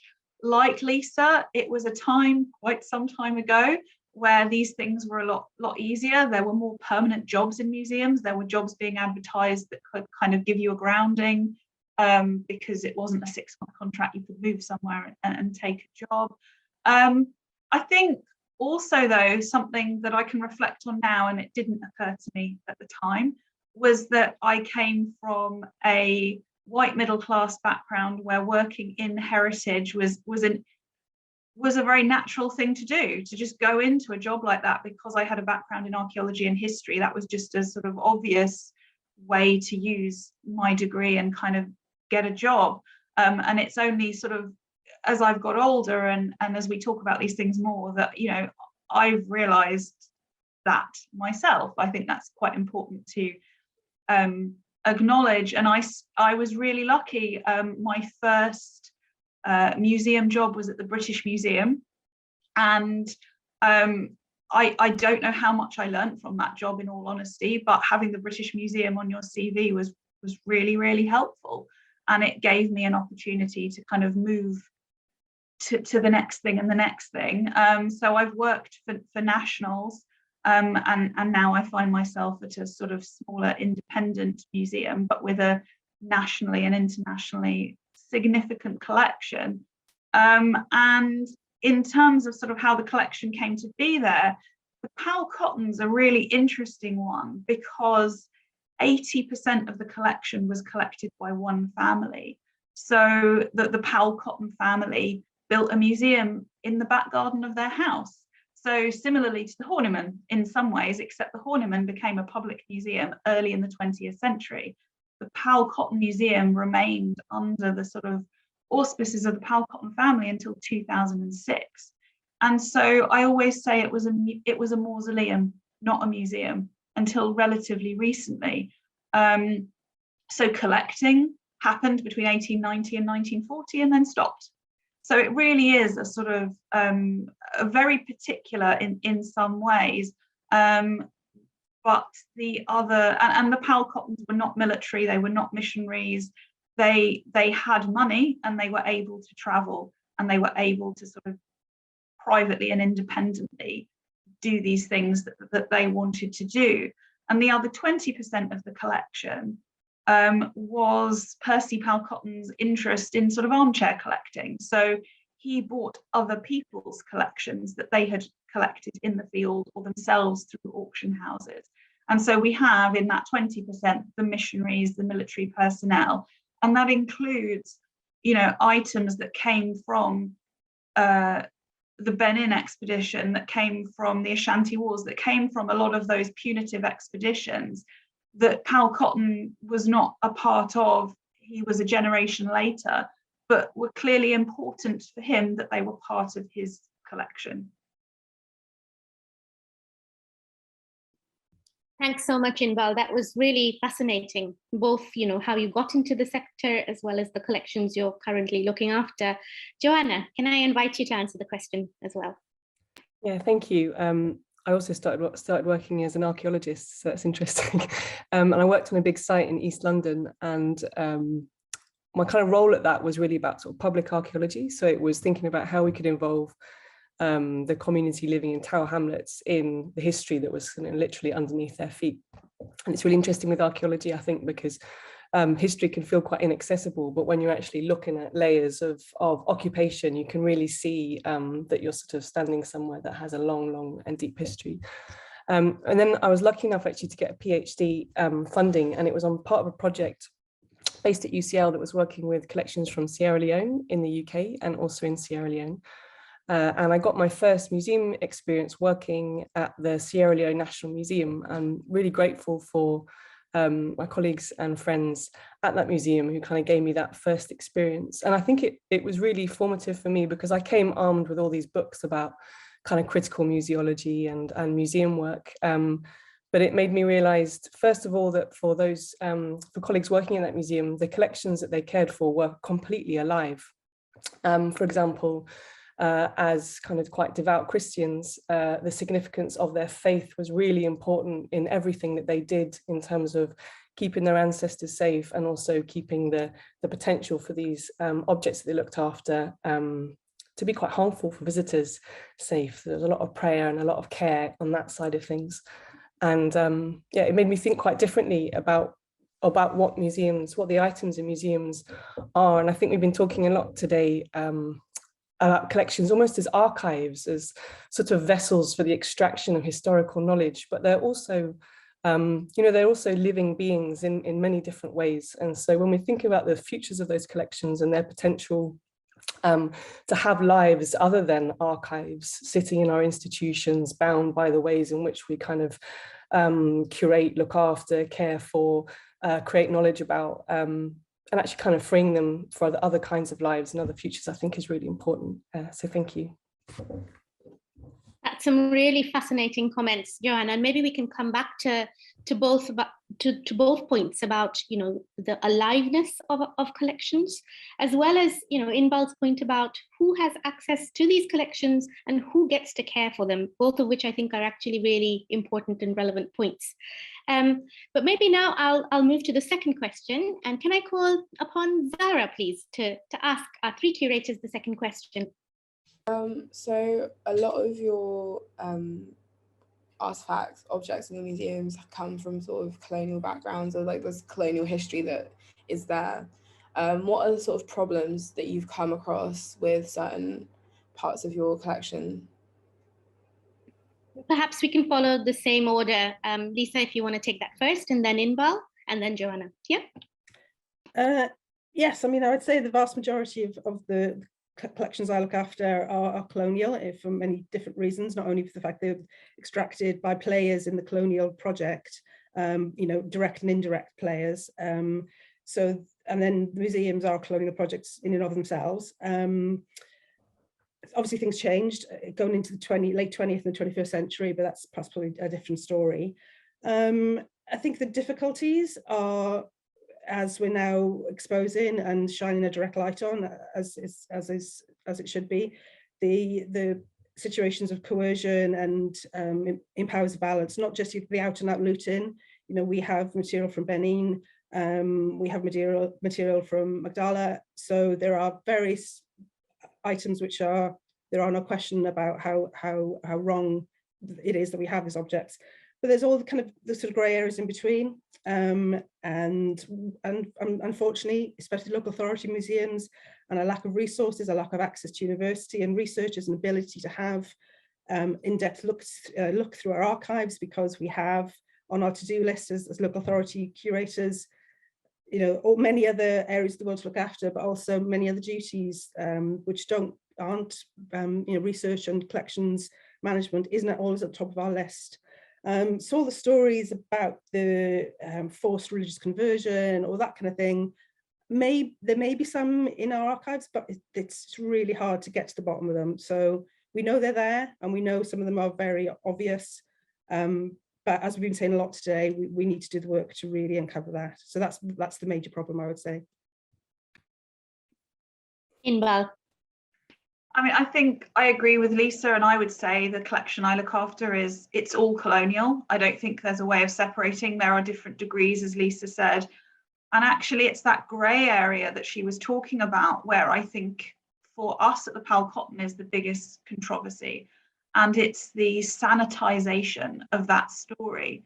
So this is a museum that has pushed very much a narrative historically of a family, a man who was not associated with the military, who paid for the things that he collected, and therefore was a good colonial.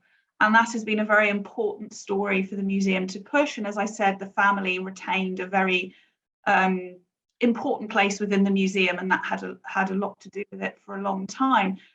But actually, we have phenomenal archives from Percy Pal Cotton himself. He kept a diary for 50 years of everything he did. He made copious notes of everywhere he went. We know who so many of the people he worked with were. And yet, for 100 years, it has been one man, one museum. And it's just not true. And we know in his own words that it is not true. And that has just been scrubbed from the public record. And so, that to me is the biggest controversy there is, to kind of gloss over. I mean, there are countless examples of violent extraction, but actually the bulk of what we're talking about comes from power imbalance, from Percy using his position and his money and his whiteness to get what he needed when he needed. And the fact that he wrote it down and published books about it, often in really candid detail, because he knew there would be no comeback, that it was totally okay, you know, for him personally to talk in these terms and to record these things that would then be at some point publicly accessible. To me, that's the biggest controversy, and that's what we're trying to undo now. I can see someone says, so apologies, Percy Pal Cotton, it's just such a mouthful, it's easier not to say it every time. And that's really, for me, is sort of to put all that back is kind of the best thing we can do to undo that. Thank you, Inbal. Some excellent points there, and also the very interesting and controversial idea of the good colonial. Is there even such a thing? So, Johanna, coming on. Yeah, I mean, similarly to Inbal and Lisa, our collection is, you know, its links are, its colonial links are deep. So I'll just tell you a little bit about the Horniman. So the Horniman is in southeast London in Forest Hill, and it's named after Frederick Horniman, who was a tea trader. And so the wealth that kind of underpinned our institution came from the tea trade, which was obviously an exploitative trade. Most of the tea that he worked with came from China, and the kind of the trade wars in China and the exploitation, therefore, of the tea market. And then there are these kind of periods of collecting. So John Frederick Horniman, the museum opened in 1897, but formally opened in 1901 as the Horniman. But actually most of our collections came in the kind of 50s to the 80s, mostly as a result of people kind of clearing out their homes. So we have a lot of collections donated from the generation after the Victorian heyday generation of colonial officers and missionaries and officials. But the Horniman also was quite interlinked with the Royal Anthropological Institute. So we have a lot of kind of quite broad anthropology collections from the sort of 60s through to the 80s, where the Horniman funded through the RAI anthropologists to go out and do field work. So they're kind of quite cohesive collections, I guess. In terms of controversies, I think for me, I'm sort of similar to Inbal, that to the Pal Cotton. The Horniman is one of those places that everybody, as soon as you mention the Horniman, say, oh, I love the Horniman. And it has been built on a kind of a history of good faith. Horniman himself, he was a liberal, he was an MP for the Liberal Party, he was an anti-slavery campaigner, and he was a Quaker. And that kind of story of Frederick Horniman being a good liberal and a good man who donated his wealth and the collection to the people of London is one that has meant that the institution has never really critically looked at its history. And it's something really that's only happened in the last, I'd say, 5 years. And that includes thinking about the collections. And I feel like this kind of faith that we've built up, you know, there's a huge responsibility that's attached to that. We have a lot of trust from our local community and from the people that we work with, that we do good work, that we are kind of ethical practitioners. And so I think, therefore, we have a huge responsibility to actually live up to that through kind of action and, through sort of demonstrating good work. I don't know if that's a good answer, but... I think that was a great answer. Thank you. Thank you for that. So I'm going to call upon our third student, Stanley, to ask the third question. Go for it, Stanley. Yeah. Can you hear me? Mm-hmm. I would like to know what is your take on current debates regarding restitution and decolonization of the museum? And does this change how you see yourself as a museum curator? Hi. So I just think it's fantastic how, as Johanna said, that in the last 5 years, these debates have become so mainstream now. I mean, it's quite hard when we sit down in our little museum world to know really what the real public are debating and talking about. But it feels like there's been a gear shift, a sea change, and this is much more mainstream now, and that's so welcomed.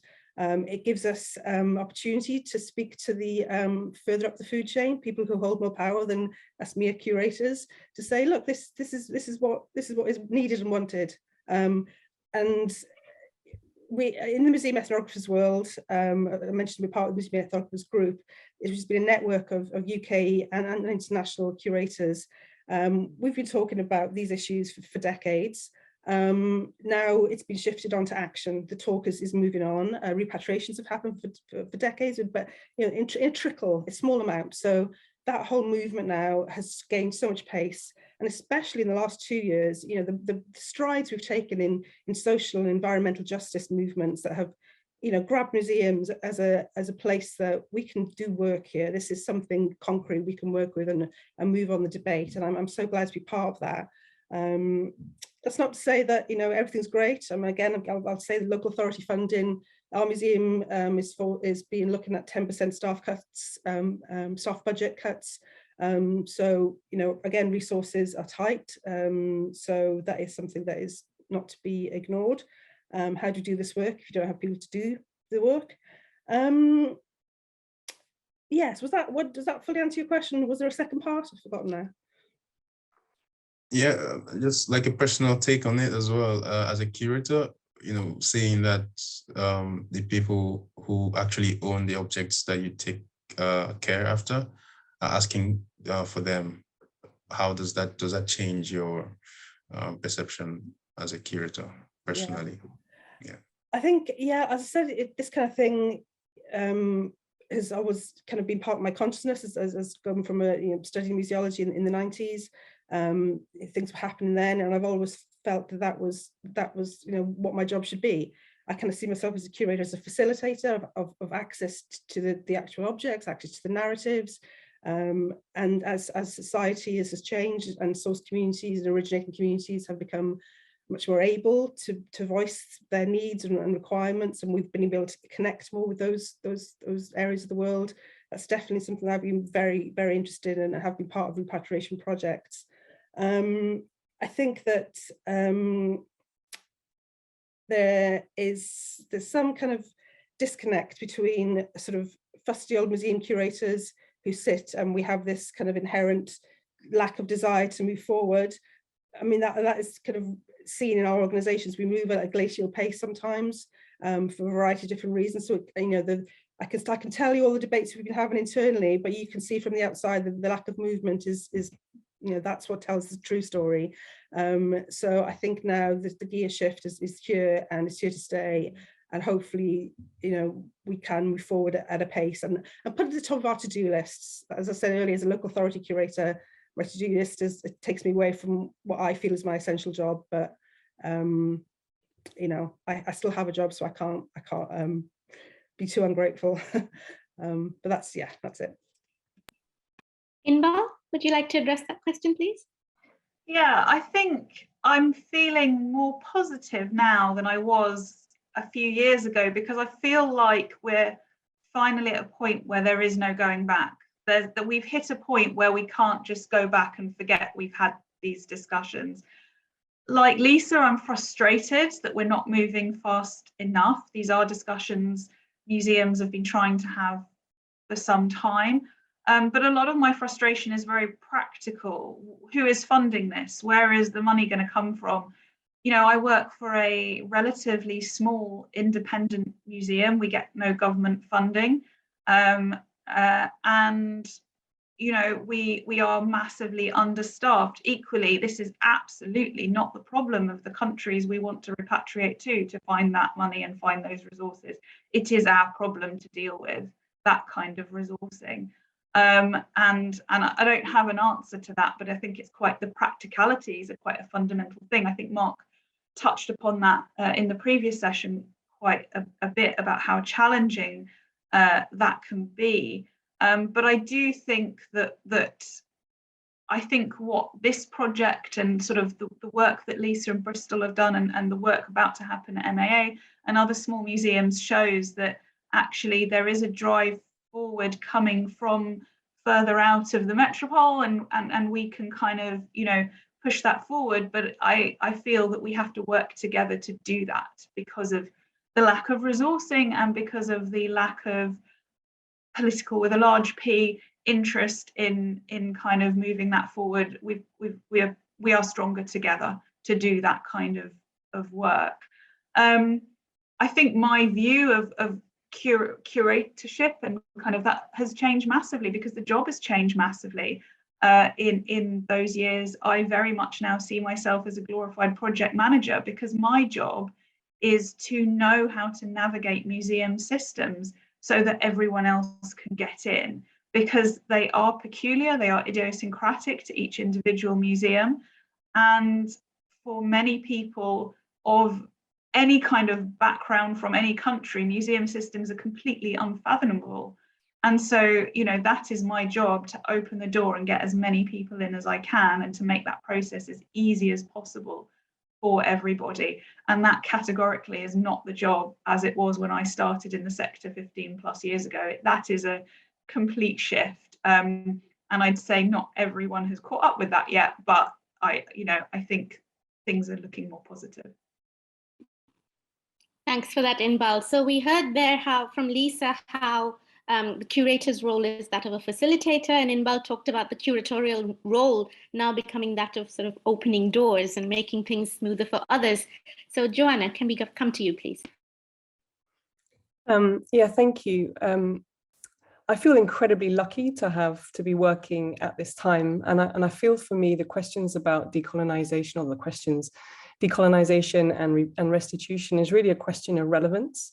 I think for a long time, our institutions, you know, like the MAA and the Horniman and those with these anthropology and colonial collections, have really struggled to understand what their kind of purpose is and what it is that they do. And the conclusions that have been drawn as a result of that is, you know, it's about celebration of kind of global cultures. It's about recognition of the incredible creativities and technologies that exist globally. We can't do that really with the collections that we have. And I think for me, the sort of the significance of the conversations that are happening now are really about what our core purpose is, and how we need to shift the way that we work with our collections, the way that we think about ideas of ownership, the way that we understand expertise, and also challenging really core museum practices, because a lot of the barriers that mean that kind of different futures for the collections can't happen are to do with our kind of history of practice around the way that knowledge is, for example, knowledge is written down or archived in our collections management systems. It's about the ways in which museums prioritize and value kind of long-term care of collections, the care of the materiality of the collections, perhaps over and above, you know, the allowing them to do kind of be freer and to move around and to be handled and to travel and to be sort of used in different ways. Yeah, I think it's really, really central. I don't think I can do my job if I don't take, you know, I don't know. I obviously can't decolonize the collection, but if I don't take the importance of opening up access, trying to remove barriers to using the collections, to working with them, to researching them absolutely seriously, yeah, so I think it's vital. Thanks so much, all three of you, for answering that question in such a variety of ways. I think the commonality that really leaps out at me is that there is no turning back now. And I see that very much as a message of hope. And the fact that we're in this webinar series right now is quite a hopeful thing to me as well. So we have just under 15 minutes, and I'd like to open it up to a bit of discussion amongst us. So to the three students and to the three curators. So I'll start with the students first. Does anyone want to respond to anything? Yeah, Zarah, go for it. I've recently just discovered that like museums are a space that I'd like to work in the future. But it does seem very inaccessible in that, you know, it's like a lot of short-term contracts, and there's not the same stability that I imagine Lisa and Inbal had when they first got into curatorship. What do you think is kind of inhibiting young people like myself from getting in, aside from like the fact that there's no money? Like I think that what in the museum industry kind of makes it hard to penetrate. I think the lack of advertising of the roles, because sometimes we do have short-term contracts. And like I said, my first few years were doing short-term contracts, and I had to move around the UK. Luckily, I had no family commitments. Luckily, I could just pick up a rented accommodation and move into it. So that all those things make life easier. And that's how, in terms of decolonisation and diversity in our workforce, we have to rely on short-term temporary contracts to get people experience. And it's that experience. And once you're into an institution, it's so much easier. You know when the jobs are coming up. You know, you've got experience of the institution itself. So, you know, and we have a lot of front of house staff who've moved through to back of house and into various roles. So I would say today it's about getting your foot in the door and trying to take up those roles if you possibly can, and get as much experience as you can. And like I said, I was lucky enough because of the political situation at the time. I could get unemployment benefit and do voluntary work and still manage to eke out an existence. Obviously that's not possible today, but if it is possible to get inside an institution in any kind of aspect you can, I would suggest that. Inbal or John? Yeah, John. I was going to say, so I think that I'm going to shoot myself in the foot here, but I think there's also something about the fact that when people get a job in museums, they kind of stay in them. There's very little flexibility, and there's very little people kind of moving in and out of institutions and in and out of roles. And I think it's to do with the kind of the managerial structure of museums as institutions, in that you have particularly a kind of a curatorial role, for example. You have somebody who has an enormous kind of privilege or entitlement as somebody with expertise and knowledge, and that's something that's built up over years. And so there's very little kind of movement out of those roles. And I'm very aware of it myself, having been at my institution for 10 years and how quickly that kind of time has elapsed. And I think it's probably time for me to go to a different role, but there's nowhere for me to go unless I kind of change my career path. So I think museums are really not very dynamic places. And I think there's something really cool there in the way that our institutions are creative and kind of harbour knowledge and harbour there's something about it that makes it very difficult to move in and out of them. Funding's part of it, but I think there's also a cultural thing that's going on. I absolutely agree with that. And I was going to say, I used to work with someone at a national who used to refer to curatorial jobs as stepping into dead man's shoes, because people were in these jobs for life until they retired. Thankfully, not until they passed away, but until they retired. So it is, I think it is a really strange thing of that lack of dynamism in the workforce you do get in other industries. To add to what Lisa was saying, I would say that one of the things I've noticed is that, thankfully, a lot more of the curatorial projects that we run in museums are bringing in other people other than the curators to do those projects and make those decisions, and have a lot more scope for other people to get involved. And I think they're really great projects to get involved in when you can. From my perspective, and I can't guarantee every museum will do this, but when we do projects like that, we make sure that all our participants are paid, so that no one is giving their time for free, and that hopefully allows more people to take the time to participate in projects alongside whatever else they've got going on in their life, without feeling like, when a lot of people are struggling, that you're sort of having to give up a bit of work or give up something else in order to do that, because obviously that just privileges the people who can afford to do stuff for free. But I am pleased to see that a lot of the funders that we rely on as well are moving towards more and more of those projects requiring museums to work more broadly than their own internal staff, and they're a fantastic way to get involved. But it's not easy. There's a lot of inherent problems in the systems of museums that are causing less jobs to be available. Thanks so much for that, Inbal.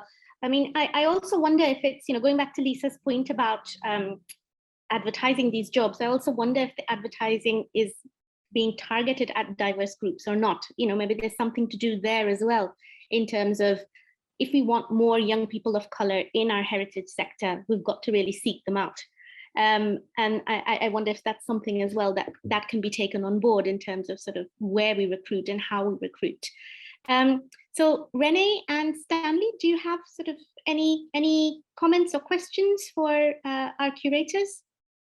Renae, I'm just curious to find out what your outlook is in terms of how COVID has affected the things that we're talking about today, because we've spoken a lot about trajectories for the future and opportunities to make museums more accessible and things like that. Do you see us recovering, or your museums recovering from COVID, and has COVID had any serious implications for the things that you plan to do?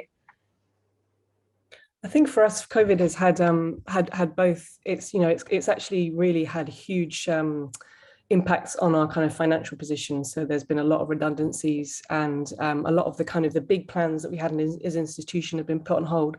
But it's also actually provided a bit of space for us to kind of stop what we're doing and reflect on it and try and change it and actually reprioritize. So as an institution, the Horniman has been one kind of built on continuous growth. We've been growing in visitor numbers, and we had very big kind of expansive capital projects planned to expand our site. But we can't afford them. And so actually what we've been able to do is think about, all right, well, let's think about that expansion of our visitor numbers. Who are the people that are coming more? They're the kind of the middle class white communities that are moving into our local area. What does that tell you about who we're serving and who it is that we're kind of providing a service for and who we're not? So it's actually meant that we've stepped back quite a lot and thought about, what purpose are we serving in our local area? What, how useful are we? What's our relevance? I think also COVID has really helped in new ways of working. So 2 projects that I've been working on, they both got really long, unsexy titles. One was Rebuilding Trust, and I can't remember. Anyway, they were both about the African collections that are at the Horniman, and about kind of a more participatory, community-led approach to understanding them. And so we've been working a lot online to think about how we can support researchers who don't come from a traditional academic background to access the collections and to work through those kind of very opaque structures that Imbal was talking about, object numbers. What are they? Why is it that every single object has its own number? What does that mean? When you see information on the collections online referring to place, where did that information come from? Who decided that that object came from that place? When you see a description, why is it that you only see a kind of a physical description of objects? Why don't you hear anything about how it's used, what its significance is, how relevant it is, and how important it is to the community who made it or who used it or who would like to and need it in the present? So sort of thinking a lot more critically about our collections online and how we can build much better kind of support mechanisms digitally for researchers has actually been a really positive thing. So I'd say both. I totally agree with that. In terms of decolonization needs documentation, and as we shifted, like everybody did, to more digital online working, we saw the cracks in our digital team kind of appeared. We didn't have enough people to do all the things we need to do. We don't have documentation officers as many as we did before. We've got a couple, it's not enough. So that has kind of shone a light on the cracks that if we want to move forward with our work. Luckily at Bristol, we're involved in 3 or 4 different digital repatriation projects, and that's been so much made more easy to connect with people in the northeast woodlands of North America, around the digital Pacific, the IATSIS with with the Australian material. We can repatriate this information so much more easily now because the work of the last 2 years make we can work more efficiently this way, and that's been a fantastic kind of movement. But we need more investment in documentation. Like I said, not even 50% of our collections even have like a basic online entry at the moment, and that's just not good enough. I think that COVID, I can only speak to the PAL Cotton, I think COVID had a massive impact. I don't think we'd be doing the reimagining project that we're doing now if it wasn't for COVID. So like everyone, we just shut the museum, everyone went to work from home, and we started doing a bunch of work. Like Lisa, we all sort of took home stuff that we could do digitally. That's when we discovered that 20% of our collections hadn't come from the PAL Cottons, and that we had this massive diversity of collectors, because we just took home lists that had never been computerized and started typing them up and found all these people, because all I could do was sit at a desk from home. The upshot of that is that we have a documentation assistant for the first time ever. So we have someone now. We've proven that we need to invest in documentation, and our trust have been willing to do that, which has been really, really important. But also it gave us breathing space. We shut the museum, we couldn't be there, and everyone took a breath and we thought about what are we doing and who are we doing it for? And having that breathing space is where the Reimagining the Museum project came from, which is actually a series of projects about valuing people over the building and things, if you know, that's the easiest way I can put it. And that's hyper locally, that's the people on our doorstep who we serve, that's the people all over the world, but mostly on the African continent who our collections relate to, who our collections came from. And so we took the decision to stay closed for a really long time, and we've only just reopened a couple of weeks ago, and it's allowed us to bring all sorts of people into the building who didn't come into the building, because why would you if you came from a community represented in our collections in these horrific sort of 1950s displays of that, you know, just sort of impart all the things we're sort of rallying against just now? Why would you come into this sort of really hyper-colonial? I don't know if anyone has ever been to the Pal Cotton, but until 2 weeks ago, the first thing you saw when you walked in the door of the museum was a huge portrait of Percy Pal Cotton in a safari suit with a gun across his knee and his head on the skull of a buffalo. And as of 2 weeks ago, that is gone. And instead you see a massive panel with so many of the people whose work is invested in the collections from all over the African continent, and also people in Kent who literally built the museum. And we wouldn't have had the space to go away and think about why that was an important thing to do.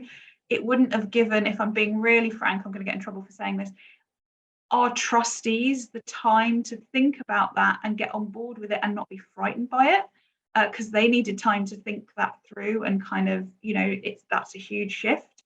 I have a colleague, Napindorwe Shaweda, at the University of Windhoek, who always refers to the Pal Cotton as the Museum of the Great White Hunter.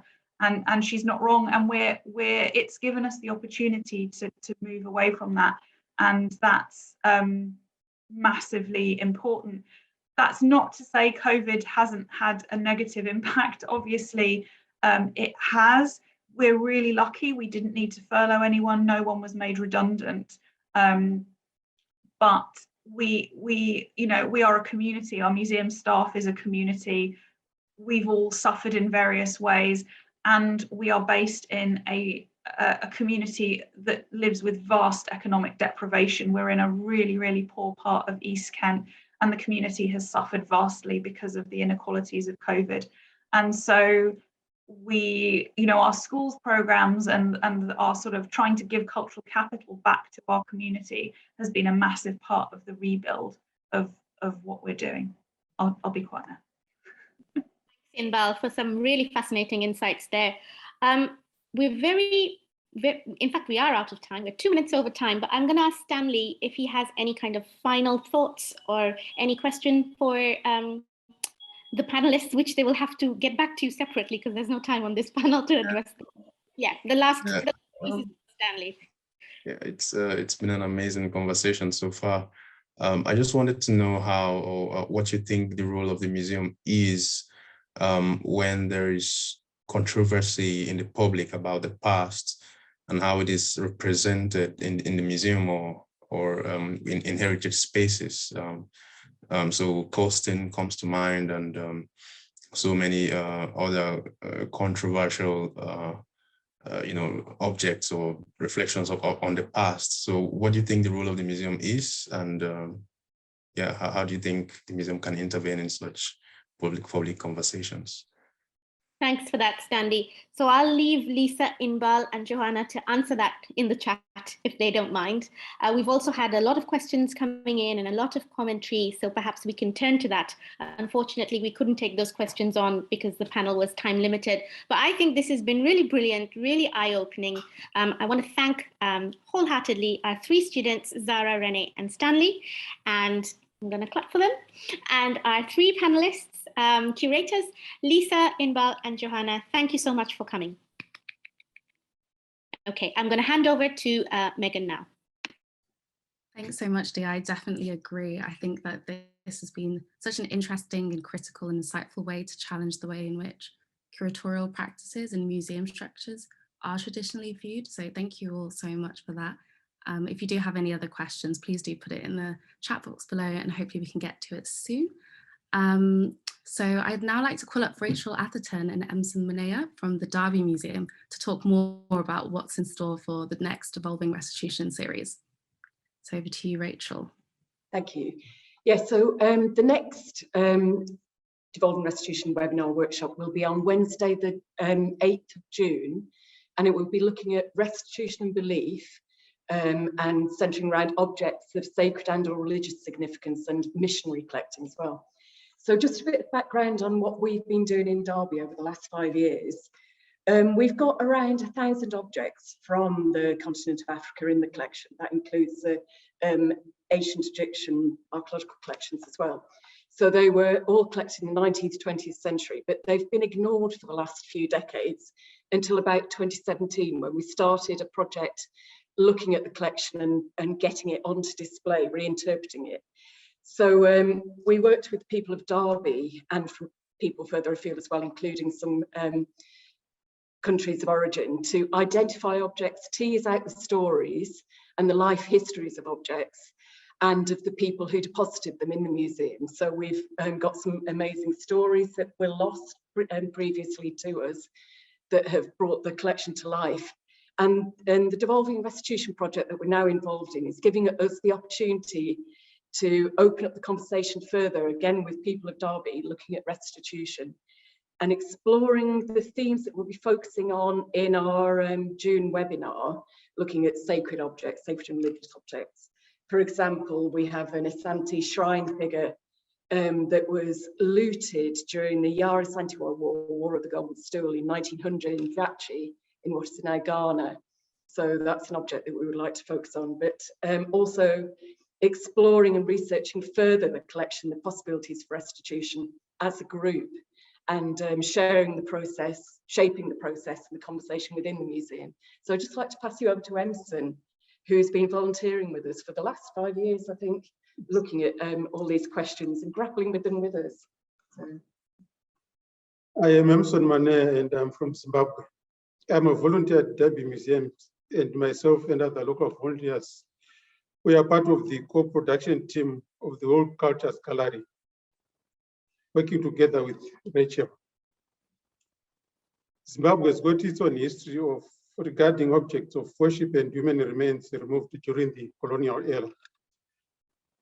So my involvement in this is that whilst I was doing my co-production, I identified some objects from Africa which are of a spiritual nature. These objects could not have been given as presents or could not have been sold, as they had been made for specific rituals.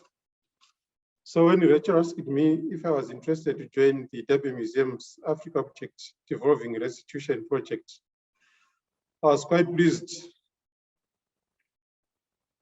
as this opportunity gave me a chance to contribute my share. I fully understand the spiritual implications on people and communities from where these objects are removed from, and this needs to be addressed. Thank you.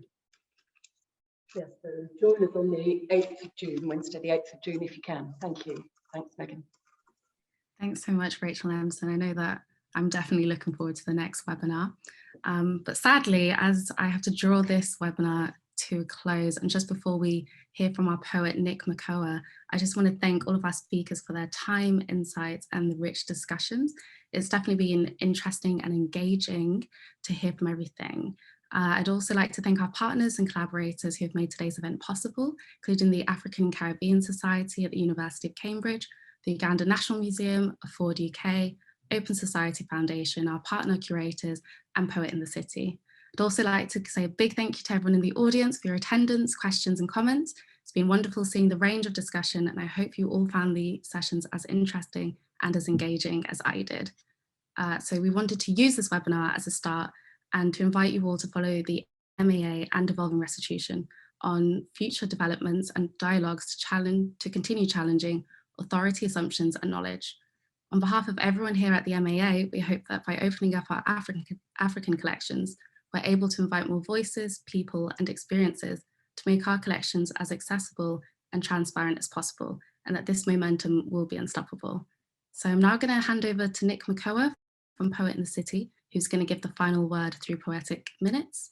Just to quickly introduce Nick, he is the founder of Obsidian Foundation and the winner of the 2021 Ivan Hura's Prize and Poetry London Prize. His poems have appeared in the likes of Cambridge Review, New York Times and Poetry London. Thank you all again for your participation, and thank you, Nick, in advance for your words. Thanks so much, everyone. Hi, everyone. Can you hear me? Thank you, Megan. Hi, everyone. Can you hear me? All right, yes, so I have two things I want to share, just some thoughts, and then a very rough poem. When I say rough, I mean rough. But I've totally enjoyed the day. It was very enlightening. If I'm honest, all the artifacts kind of had an emotional resonance with me. But in particular today, I'm going to be looking at Queen Woyzaro's Terunesh cotton cloak, and I'm going to share with you a poem about that. But I just want to read, before I do that, two quotes that might be useful. So the first is from, where did I get it from? From Ezra Pound, and it says, art gives us data of psychology, of man to his interiors, as the ratio of his thought to his emotions, etc., etc., etc. It is the touchstone of art, and it gives us precision. So I really kind of like that why we're using probably myself to kind of make us understand what's going on as a poet, to make us understand what we're doing here. And then there's another quote from a lady who has been reviewing, well, she reads Paradise Lost, and she says, there's a section in Paradise Lost where it goes, what Satan and the readers see after viewing the garden are finally Adam and Eve. So when we see Adam and Eve, the section of Paradise Lost reads, erect and tall, godlike and erect, with native honor, clad in naked majesty. And that reminds me of what one of the students was talking about, how the Benin women were graceful in their nakedness. And this is true majesty. And sometimes what is exhibited as exotic or African, or even, in other cases, Orientalism, all of that is actually grace and sovereignty. So I want to kind of share with you this poem, which I'm right now titling Queen's Sacrifice, and it's for the Queen, and it's kind of all over the place. So I hope I make sense of it and it makes sense to you. So forgive me. It's, as you can see, it's all in my doctor's handwriting. My father is a doctor, well, a retired doctor, so that's my excuse. But I'm going to try and get this across to you in the best way that I can. I just have it over kind of 3 pages, so just bear with me. So Queen's Sacrifice, and it is the dead queen talking through the poet, if that makes sense. Queen's Sacrifice. Forgive my death and absence and foreign language. I write these words knowing that I'm not knowing if you will receive them, as I am dead, as I am a woman, as black as the skin of night, as I am a ghost whose only record is this cloak and its spent life. The poet will be my translator. Follow the geography. There is a village beyond the map's line where I was born, past the palms, past where the Red Sea made its entrance. I am there in its reflection. It shows my true majesty. To kings, I was honeycomb. They wanted me as their true fragrance. They committed me to memory. They braceleted my arms with gold and with ivory, and my neck with gold. They troubled themselves with my desires to be a queen. Who would avoid it? Its lands and all that it obtains. I wear this robe. I wore this robe on my marriage day. It was given to me as a song. It was given to me as they sang songs to the mountains. In front of me and behind me, they sang songs as if I were the word of God. Who would not want to be the word of God over the deep, or that same river descending? If you will take this cloak and not return it, you will not see the silence of my language. I am with God in the distance, in a field, waiting. I am with my people under the stars, under the moon, waiting. I am my writing here, apologies here.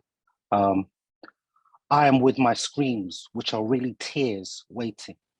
I am in the poet's voice, waiting. I'll leave it there. Hello?